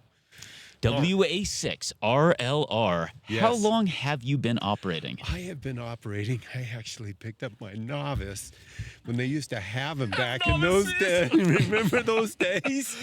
I mean, it was like, and you went out there and you had to learn Morse code at 5 words a minute, and you thought, Yep. oh my word, I'm never going to be able to do this. But sure enough, you get it through and you learn the Morse code. So yes, that was back in the 70s. So what I'm hearing is when you do Morse code, you've earned your OM. Yes, you Yes. definitely have. Did you end up doing Morse code right after that, or was it one of those things you're like, glad that's over, never have to do that I again? did do Morse code because I had an old Heathkit DX40 that is Wait, so you know Morse 6146. code? I do. You but don't It's a little rusty. happen to have ever made a 2-meter CW contact. I have not. Are we gonna induct him? We're gonna do that? I don't have one on me. Wait, I'm gonna talk All to right. the guest. I'll be back. All right, that sounds good. While Mark goes and fetches a radio to induct you into our gang, or this gang that we are a part of, how Yes. long have you been part of W6TRW? Well, Chris Newton, of course, has been over at W6TRW. And it was one of those things, Chris and I, we actually fly together. So Airplanes? Yes. Oh, no way. Yeah, Oh, yeah. cool. Yeah. So we I don't know fly why I together. did a driving. Well, that's all right. It's like a yoke. You can yeah. do it that way, or you can do a stick thing. Oh, okay. Whichever way works for you. But anyway, and it was one of those things that just kind of came up in the conversation. And he goes, I said, well, I do ham radio. And he goes, well, I do ham radio. I Oh. said, really? And I said, oh, gosh, it's such a small world. And he goes, well, I'm over at the radio club at TRW. And I said, oh, that's pretty interesting. Back And he when it said- was TRW? When it was back in Wow. TRW days. And he said, Wow. well, you should come out to field day. And I said, oh, that sounds like a lot of fun. I had done field day before. Sure. And it's so much fun. Yeah. So anyway, he said, well, come on out. And it was actually the W6TRW group at that time. And they said, we need to make a satellite contact. And these guys disappeared, and they often wander around. And I'm going, what do you mean a satellite? You mean there's satellites? You can do satellites with ham radio? Wow, this is way too cool. Yeah. And they said, yeah. And they scrapped up this, and they get that, and they put that, and they put it together, had a couple of arrays. And they made a satellite contact. I said, oh, that's just way too cool. Yeah, you're That's hooked. just They too got you. cool. I'm done. I'm cooked. How do you do this? And what year would have this been when you made your first satellite contact? Oh gosh, that was almost. I'm really dating myself Oh, boy. now. I mean, that was probably easily 17, 18 years ago. Wow. Oh my that I gosh, you've been made. doing this for a Yes, while. I have been doing it for a while. And it's like anything, you learn a little bit here, you learn a little bit there, and you start to realize, whoa, this is way. What is the famous quote from Einstein? The more I know, the more I don't know. Yeah, the more you realize you don't know. You Yeah, just yeah. don't know. Totally. And you get into it, but you start networking, you start talking to people, and they said, no, you can get on. It's not that difficult. Sure. Yeah. Yes, it's And sophisticated. there's like a gradient of setups you can have, Yes. right? Like I've seen people who are literally like what do they call it? Pedestrian mobile. Yes. With like 2 radios and an arrow antenna waving it in the air. Yes. And then there's people like you, if you want to talk about your setup, because your setup is set up behind us back there, and it is absolutely incredible. Thank you. No, I appreciate that. And you're absolutely right. I mean, I've gone out with some of these people. I mean, it's just fascinating. And boy, they are masters at it. Yeah. So here they are with their arrow antenna, and they have the little handheld, which is a duplex. Yeah. They have their headphones on, and they have a little recorder. And they're sitting there plucking off, all these Contacts. contacts, Yeah. QSOs, as they're going along, and I'm going, whoa, this looks is a bit really, much. And then you start to realize that, hey, wait a minute, there's a Doppler shift we have to take care of. Well, how do you do that? Well, I twist my radio here because remember, manually, because- manually. Okay, and for those who are unfamiliar with satellites, the satellites are quite literally moving so fast that the Doppler shift of the radio waves coming towards you and going away from you are elongating or compressing effectively, causing a shift in the frequency that they're operating at, right? Correct. And- so the best way to think about it is it's the train coming down the tracks. You're Oh, yeah. standing there and you're listening to the train. It's blowing its whistle and it's at a high pitch, Yeah. and then it gets close to you, ooh, and then as it starts going away, ooh, it starts right. It's the same thing with the satellites. They Yep. start up at a higher frequency because the satellite frequency is fixed. Yep. Yeah. It's yeah, only It's one just frequency. going straight. That's out, all yeah. it's doing. So as it's heading towards you, higher frequency, and as it goes away, lower and lower. The higher the frequency, more the Doppler shift. Lower frequency, less. Right. And these guys just sitting there, sitting they're manually doing it. I mean, it's unbelievable. It's incredible. And so for your setup, though, you have something a little more clever. It's a little bit more sophisticated in the fact that, yes, I have the duplex radio, but better than that, I have the laptop computer. And in using some of the software programs, and the software programs will automatically take into account the Doppler shift and do the change on the radio, which it just takes a lot of pressure off. You don't have to sit there and change the frequency, change the frequency. And because like the satellite orbits are well known, so you can actually calculate what the frequency offsets would be across your pass. Yes. And just have it automatically compensate for that along the way. The satellite passes, well, the Keplerian data is all available out there. It's out on the internet, so you can pick it up.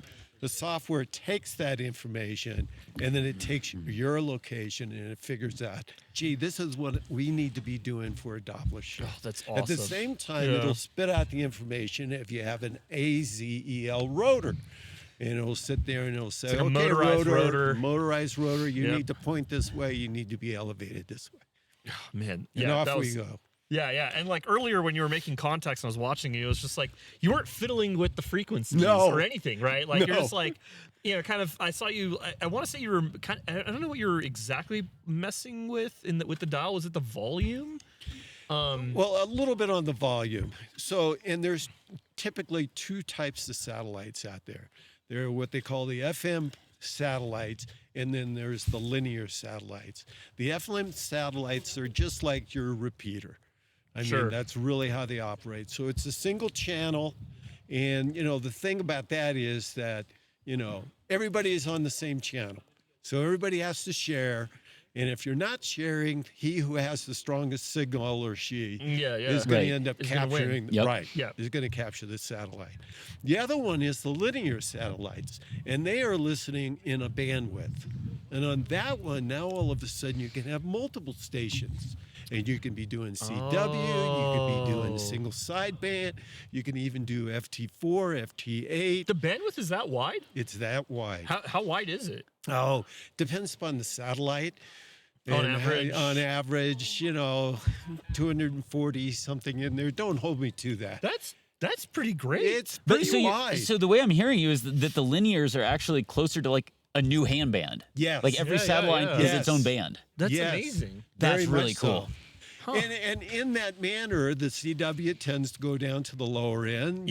Everyone Sideband knows what side of the room up to the go on. upper end, even though nothing has been specified. Sure. And the FT8 guys kind of hang in the low end too. So yes, you Now, can get satellites multiple take a while to go satellites. over, though. Is FT8 fast enough to get the satellites as they go over? They are. It is. It is. And a number of people have shifted down to FT4. You know, depending upon what you're going. I've heard I'm not a FT2 real is the new expert in hotness. that. Yes, That's it what I've is. heard, too. It's coming around the corner. It is here. And it sounds like you guys got some FT1 over here. Yeah, we have some FT1. I don't know if Forrest, if you're still in the chat, could I please get you to comment? You don't have to super chat again. Thank you. I appreciate the beverage. Let me know you're here so that we can get a BKG number as soon as humanly possible. This is mission critical. All right. So what we have here are two NR7Y modified Chuin Shungs. They are maybe not the best 2-meter radio in the world, but they are the best 2-meter CW radio in the world for under $30. Yep. Which is an insanely good price. That's unbelievable. Unbelievable. That's fantastic. And attached to this $30 radio, I have a $200 hand-machined American-made key. So the key costs more than the radio. The key costs more than about 8 radios? Yeah, well, that's a nice one, too. Yeah, I can't do public math, but I did actually get this in person from the machine shop where it was made. No way. Yeah, I drove to the machine shop. Wow. Oh, that's a beautiful key. It's really I'm gonna nice. bug you about that later. It's AME, American Morse Equipment. Oh. The guy's been In around. SoCal? Yeah. Oh. The guy's been around forever, and his machining equipment runs all these patterns off a 5-inch floppy disk. Oh my God. And he said when that floppy disk dies, the business is done. And so if you forget want about digitizing and moving to a new platform. No. We wouldn't want to do that. No, he has a retirement plan. It's whenever that floppy drive fails. Respect. Yeah, mad respect. That's so awesome. so if you want American Morse equipment, I will tell you, get it now because supplies are probably limited. All right, so I'm going to hand you this. I'm Oh going my to take God. a bio Oh, break no, because no, we've no. been on for a little All right. while. While you do that, we're going to actively get a Brass Knuckles gang member. All right. Ah, So here's your radio. all right. Very good. And if you notice, there will be a difference in side tone, and that's because the oscillators are not ovenized.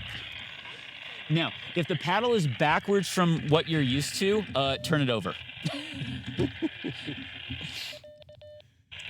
That'll work? Oh, you can just put the radio flat. Don't worry, we don't have to match polarization. I think we'll make it work. That works? All right, so let me turn my Twin Chung on. All right. Oh my word. All right, ready? Go. Yep. All right. So, Oh God, that's fantastic.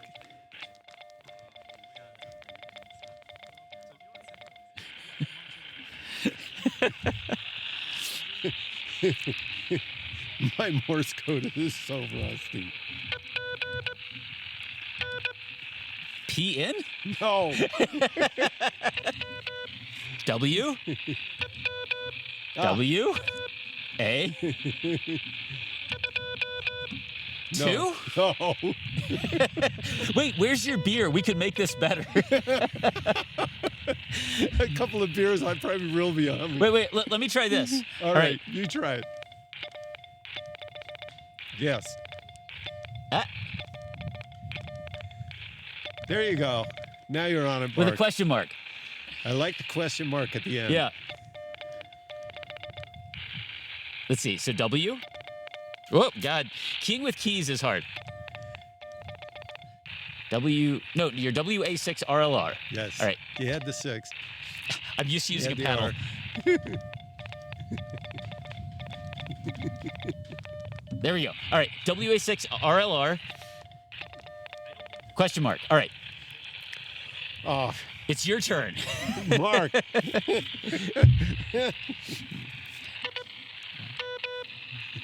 Okay. Could I get some Rogers? Yeah. Oh, should I turn down the speed? I do have it It's set to like probably- 22. Yeah. All right. Give me Probably the radio. Let needed me you. turn down the speed. You were so Oh, you can testing keep the me. paddle. You were so testing me. Oh, of course I am. If you come on this podcast, you may be tested. There's a chance of that. All right, let's set you to 19 is too fast. Let's set you to 15. Okay. There you go. Have 15. All right, we're set to 15 words a minute, and because I'm a good operator, I will QRS and I will also go to 15 words a minute.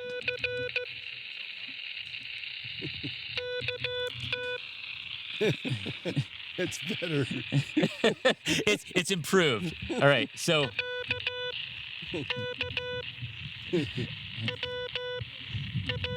WA. Oh, I with the wrong one. I think that was a comma. Oh. right. Oh, Mark. All right. W. Yeah.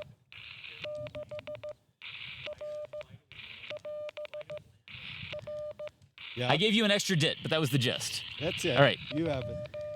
All right, question mark. No. No, too many The yes. struggle is real. All right, an R. Yes. Yes. I got a Roger.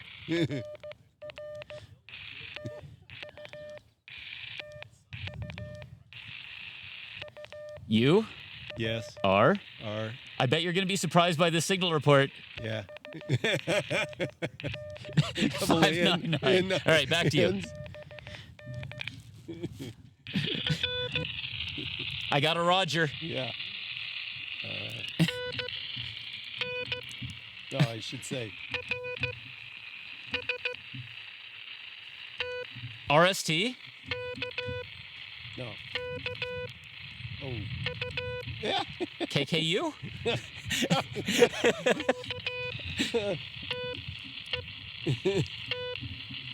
There you go. No.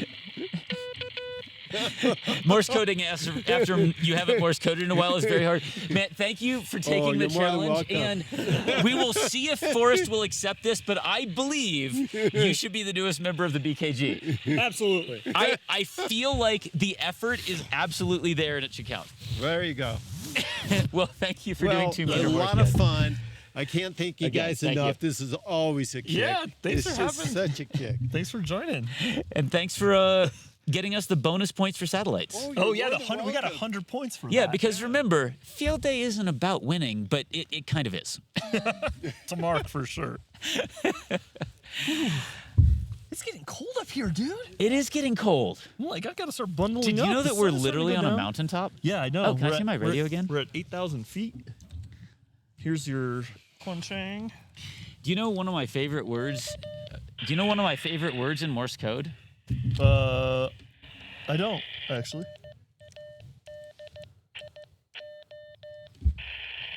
Radio? I do love radios. Very convenient that we have them with us. You know, and I'll admit this on the podcast because it's the truth. I every year leading up to field day, since learning Morse code, I will actually spend weeks ahead listening to the like these Morse YouTube videos that Yeah. are like auto generated that like give you practice QSOs. Yep. So I get used to like call signs and the exchange because like you just knowing what the exchange is helps you predict what was said. Right. And every year I would start in like April and I would start practicing like on the commute. I will listen to them, and it helps a ton. And then I'll do like the Morse runner Right. stuff. Yep. As we get closer. And then this year I was so busy with the tiny filter stuff. And like any free moment I had was just dedicated to that. That this year I had no CW practice at all. Right. My CW's gotten rusty, ironically. So You've I been need too to- busy making parts to support CW. I know, and it's bad because it's like I need to find a better balance between that because my like even earlier doing soda activations, I was barely making it happen, and I'm like, and then earlier Adam was like, "Hey, you want to work 40 meter CW?" I'm like, "You're not going to get good performance out of me. I'm rusty, but I'm sure if I practice a little bit, I'll get up there." Yeah. Again, do you practice at all? No. You just like you activate enough. I drink whiskey and just pick up a paddle and hope for the best. That's a strategy. I'm not going to say it's great, but I make contacts and I Yeah. have whiskey. So I feel like it works out for me. Okay. Now, the people on the other end, Those poor souls. yeah. I do feel sorry for them. Yeah, the other thing is like actually I can't do like I can't mix alcohol and CW. It Can't has or a- won't. both.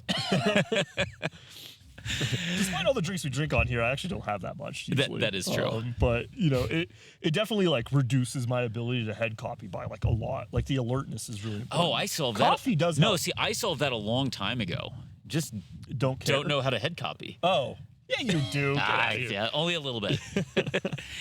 I can head copy simple things like cat, meow, Yeah. snacks, Okay. pizza, Mm-hmm. beer, Beer. Yeah. soda. Yep. And then Summit refs. That's actually basically my whole vocabulary in English as well. I'm trying to think. I think that one of the hardest problems I found with Morse code is if you're doing like SOTA or POTA, it's very structured, Yeah. right? Like you know what you're going to be Yes. expecting to hear. Anytime, especially you do this a lot to me, is you'll go off script. I do it specifically to you. Yeah, you'll like meow at me. It'll send me meow, and I'm like, what is that? No, I actually do that to a lot of people. Is that when Ormu's with you or something? Or when... No, that's for my friends. Like if we're friends, you get a meow. Okay. Yeah. Oh, that's yeah, personalized. It's not Okay. 100% of the time. If you haven't gotten a meow, it doesn't mean we're not friends. It may mean I forgot. And honestly, the other thing is like it suddenly kind of wakes me up in a way Yeah. where I'm like, oh geez, I need to start paying attention to what they're Right, saying. yeah. And then there's like that panic, and you've missed the first 3 characters in that panic Yes. window. And so now you're trying to like claw back and figure out what on earth they're trying to tell Right. you. Right? And yeah, I feel like I just need to send like AS. Yes. Or something. So we need a short code to be like, hey, we're breaking Something's strict. gonna happen. Yeah. Something's different. Get ready to copy, or maybe do like actually V. Oh, VVV would be the right thing to do. Because everybody's already queued up from all the practice apps that if you hear VVV, you should And then like, give it a nice pause, let the person realize what's happening, and then start and sending also it. maybe drop from like 26 words a minute to 18. Yeah, you're a speed demon. You're, Only because I like annoying you. yeah, I know. It's there's good operating technique, and then there's fun operating And then technique, there's Mark techniques, there's- which are equivalent to torture methods. you know why I started doing the meow No. in 6AN? Really? Yeah, because David, N6N, who was on 2 Flint- episodes ago. yes, and episode he was 12. on Flint Peak all the time, right? Because we got Ormu the same year that there was the 2-meter challenge, or not the 2-meter, Oh, the the 10 10 meter. meter, 10 the meters, 10 meter yeah. challenge, and so I was talking to David on 10 meters like every day, Yeah. and David had played with Ormu because the cat likes attention. Yeah, of course. And I was on the remote station talking to David, and all of a sudden, I got characters that I didn't recognize because he broke script.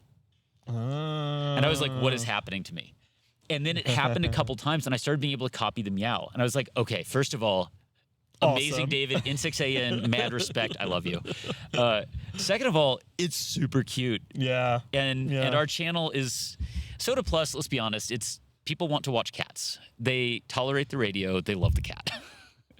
And so I like the meow. I love it. So I love yeah, it. now when I'm talking to a friend and I want to like throw them off balance a little bit to give them that like in 6AN. Shake them a little. Yeah, the joy of not knowing what's happening. Yeah, exactly. It doesn't have to be fun, can also apply to head copy. Again, it also keeps you on your toes. I like that. I like Yeah. that. Yeah. And yeah, Mark does like to challenge Aura. I do. That's all the time. Aura being vaguely uncomfortable and slightly concerned with what's happening is like my That's happy my- place. What a friend. What a true friend. Does he And- do you do this with other people, or is it just me? Oh, you're totally, yeah, of course I do this. Okay, all right. How do you think I met Devin? Oh, that's okay. And subsequently Becky. Yeah, exactly. And also Andy. Oh, And okay. Most of the people here. I love it. And the ones that survived are now our champion operators. heck yeah.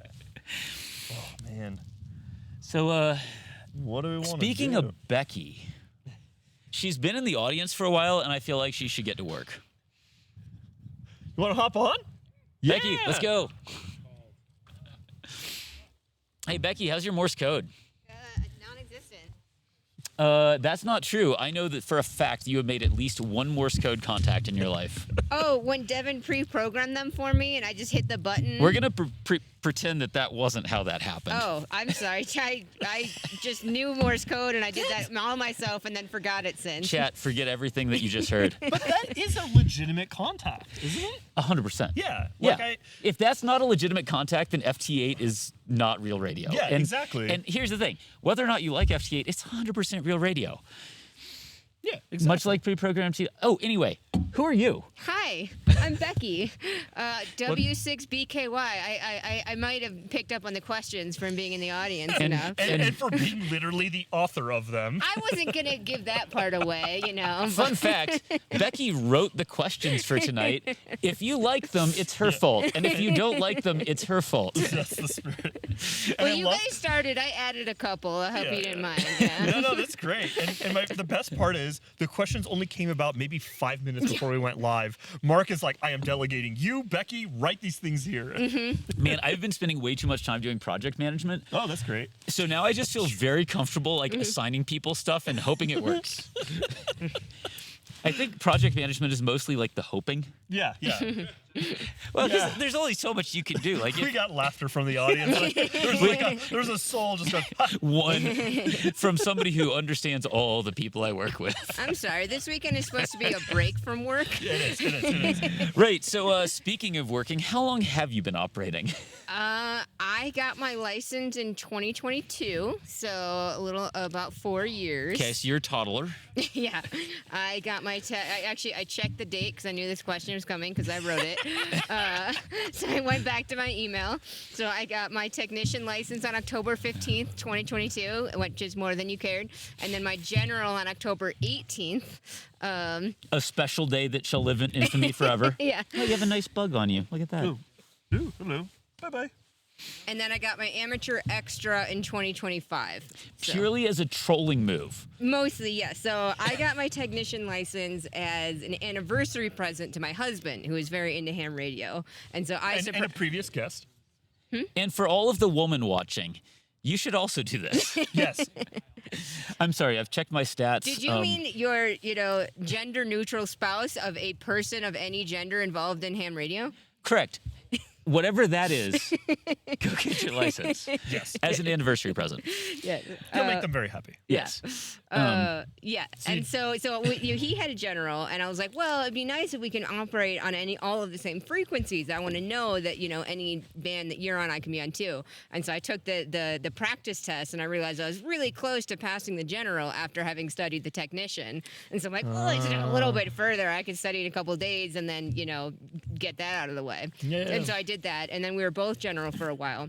And then I went out on a work trip it's just in February last year, and I came back from my trip, and Devin's like, I have to tell you something, don't be mad.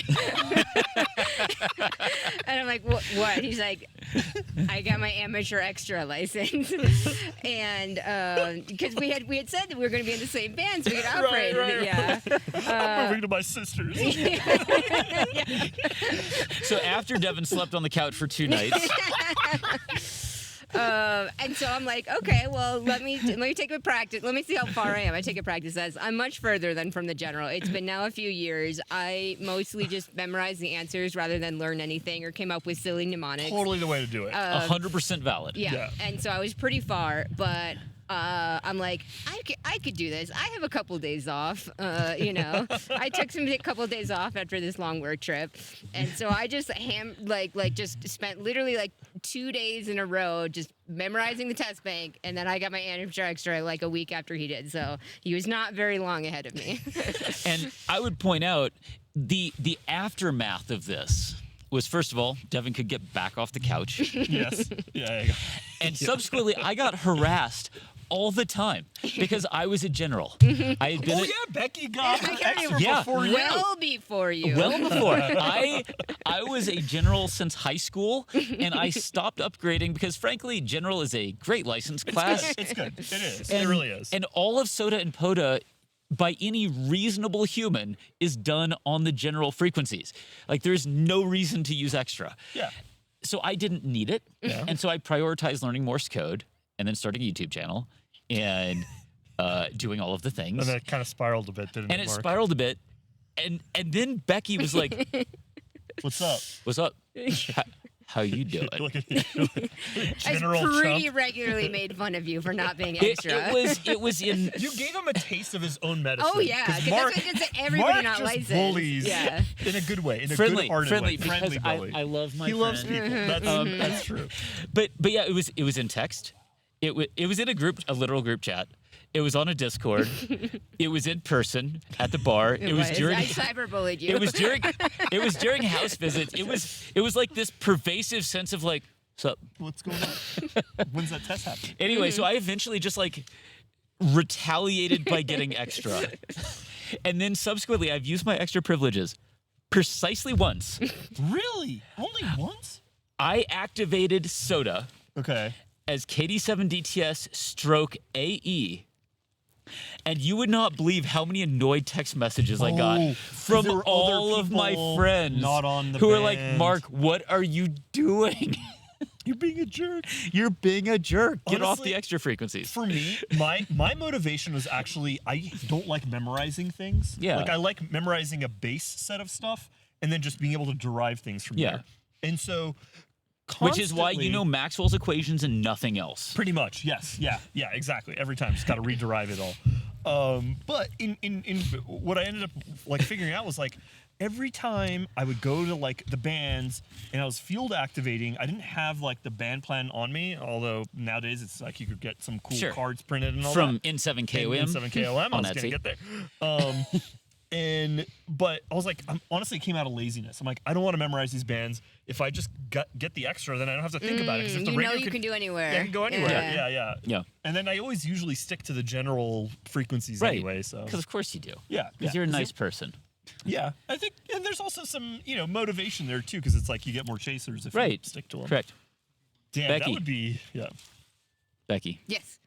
what's the correct color for a radio? Red. Oh, Correct. Yes. wait. I have a red radio. Oh, okay, Yeah. okay. I thought it was gonna be orange. I feel like everybody's a big No. orange fan Be- around here. That's Mark's thing, and I guess maybe I yours guess too. me, I look like a tiny Yeah. pedal right Yeah. now. He's a tiny paddle. Wait, hold on. Hold out your arms. Wait, hold on. We can do this. What are we doing? For the audio listeners, I've become a Morse code paddle. That was fun. I thought it was audio viewers. I've been listening. Audio view. The benefit to having your guest as one of your most loyal audience members is she knows everything that you're doing. Fantastic. Yeah, no, red is a good color. So, all right, remember when I said you need to have colorways for your tiny filters? Yes. Her red radio would Yeah. not look correct with an With an orange filter. Okay. So I'm putting in a product request live. we need red Lucky tiny for filters. you, I have already planned for this. So we will have an assortment of options to add to the tiny filter. And I Nice. believe we actually have a phrase for this. Filter the rainbow. oh yeah, that's right. He came up with it. That's I good hope one. Skittles doesn't sue me. Well, now they will. Skittles. These are not the droids you're looking, for. Please don't sue. I don't have money. And neither does the channel. Actually, that's not true. We have like $4.99 from Forrest. Oh, thanks. Yes. We're rich. We have 2/3 of one California beverage. Yes. Yeah. I don't. That's true. I don't think. I mean, have you seen the prices of these days? Yeah, I It's know, pretty man, wild. it's bad. All right. Well, you're Becky. supposed to ask me next how long I've been with W6TRW. Becky, I have a Wow, we question are for real you. bad hosts. How long have you been with W6TRW? Probably almost as long as I've been licensed. That part I don't remember exactly. Well, probably at least 3 years, I'd say. But I haven't been super active. I'd say I've been more active this year than the last two. Oh. That's good. Is it because the radio is redder? No, my radio has been red the whole time. Okay, yeah. good. Consistency is good. Yeah, I found my I feel like I found other ways to participate. I don't know if I'm allowed to say this on air. Oh boy. Oh, I love that you think we have rules. I'm not that into radio. No, I think Shut down the podcast. get off my mountain. No, I actually think this is really important, and this is one of the reasons why I wanted you as a guest. Yeah. Yeah. And I was joking, by the way. Of wasn't course you worried. were. No. Pay No, no I attention to the genuinely other. not. I know what you're about to say. I completely agree. Wait, hold on. What am I about to say? That it's okay to not necessarily like radio. Like it's like if you at least have the skill and know how to use it, you don't have to be passionate about it. It's a useful tool as it is on its own. I bet he'll also say that there are a lot of different ways to enjoy radio and participate in is the that what you're gonna community and say? activity, and not just operating. As he has told me, many people. There are people that like electronics. There are people that like nature. There are people that like batteries. You know? Yeah. And What my were fa- you going to say? Well, who And got my it right? favorite thing about having well-trained guests and hosts is I can just drink my beer and they'll finish the rest of my sentences. That was absolutely correct. Which one? Both? All of it. Oh, okay. Oh, I was going to go But for a more while. me, okay. right? But like you mostly can see who's Becky. the competitive one. Mostly Becky. I Yeah. really am. Yeah. Becky's- That was the really big thing with the extra. It was not so much about the operating. It was really a competitive thing. Yeah. Love it.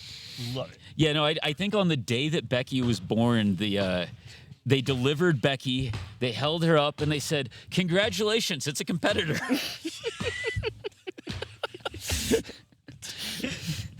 Oh my gosh. I assume that's how that works. That is exactly. You just did a I perfect reenactment. almost Yeah. said I And then wasn't there, and then I'm like, wait, yes, I was.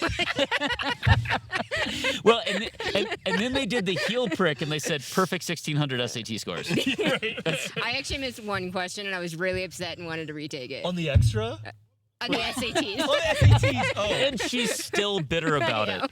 you almost got a 1600 on the SATs. I mean, who didn't? Wow. I definitely did. That was a terrible. I don't remember between the SAT, the ACT, the GREs. I got either perfect or almost perfect. Oh on all my of them. gosh! Wow, that's incredible. That's I've the thing heard with of the your ham type. radio. I I'm didn't know like they were really real. good at testing strategy. Like I'm really good at taking tests. Becky is like pathologically good at testing. Okay, Yeah, I yeah. cannot. I think she was literally so has bad. a PhD in testing. Ah, okay. I mean, I have a PhD in psychology, but not testing. Didn't you literally like write papers on testing things?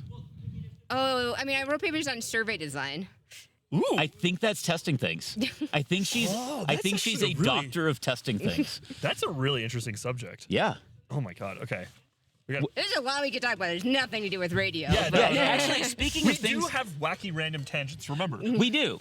And I would say some of the things that Becky has found that have really helped W6TRW, the best club in the universe, and also Really selling your it. pending Category 5A winners. So jinx it.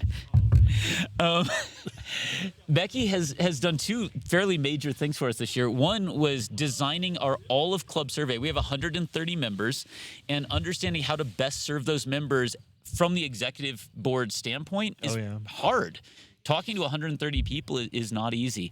So Becky designed a like scientifically valid club survey, and we workshopped it. We had multiple iterations. We got it approved by the executive board, and that survey is actually live to our members today. So if you are a W6TRW member, take that survey. I gotta ask, what were the key elements of formulating that survey? Like, what did you realize was an important or many important things to have in there? It's mostly about avoiding common survey mistakes, which I could talk for hours about, so I will try to be brief. 2 but- hours Like later. asking Mark about radios. I know. It's Yeah. like, don't get me started on unipolar You're like, versus "Come on, I wanna sit down for bipolar this." question or, Yeah. Likert type question, Yeah, but basically, it's mostly like you want to start, there's a number of practices that, just kind of general things to do, like start broad and ask specific, for example. Like we start with a broad question, like what was your general satisfaction? Like, what do you think, get some open-ended thoughts. I always like to do a general satisfaction question or a kind of an overarching question. Get some open-ended thoughts from people. Let them say things in their own words up front a little bit, and then you start drilling down on some of the other things you want to ask about. Because one common mistake is people ask a whole bunch of stuff up front about like, let's say it's a field day satisfaction survey. What do you think of the food? What do you think of the station? What do you think of it? And then you answer it. And now they're thinking about all these things, but you just want to get their first impression. Yeah. And so there's a lot of things about question wording, and there's types of double-barreled questions you want to avoid, and you want some consistency across the thing. There's a lot of things to get into, but it's mostly about just like making sure that you get the information unbiased as much as possible, and in a early. way that will be helpful to what your goals are. Yeah, I this think is so fascinating because I feel like every time I take surveys, the general question at the end, like the what else is there, That's okay. the I do that one catch-all. too. Okay. That catch-all is a nice one too. So I do that as well. So So you like sandwich it. Yeah, Okay. you don't want to do too many open-ended questions because those are the ones that take a lot of mental effort. Yeah, If you yeah, do a yeah. ton of those, people are going to drop out. I ideally like to do like one or two at the start to get their thoughts. Then you have the like specific questions that you might want to know about, and that's going to depend on your goals. Like, are you Yeah. trying to improve an event for next year? Are you trying to figure out your marketing plan? Are you trying to improve? I was a user experience researcher, so Yeah, it's yeah. like, are you trying to improve this product? And then the catch-all is great at the end, just because sometimes after you've asked all those things that prompt people for, sometimes people then thought of something they didn't get a chance to tell you about. Yeah. And people are really upset if they didn't get a chance to tell you something they wanted to say. Right. And so a lot of times you put in that catch-all at the end, just for if somebody has thought of something that they didn't, and then you always make it optional, never require them to say it. Yeah.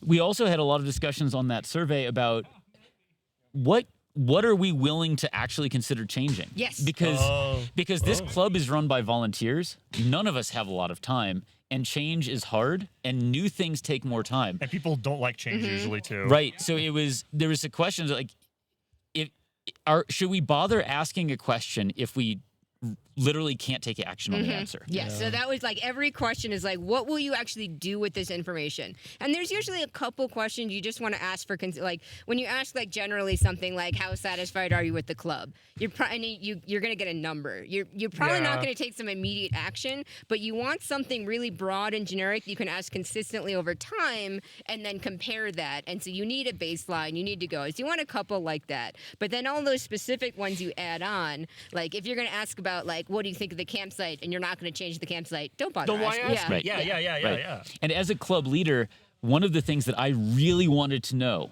is who is going to step up and do the things that we're getting feedback on. Yep. So we were intentionally targeting those discussions. Yep.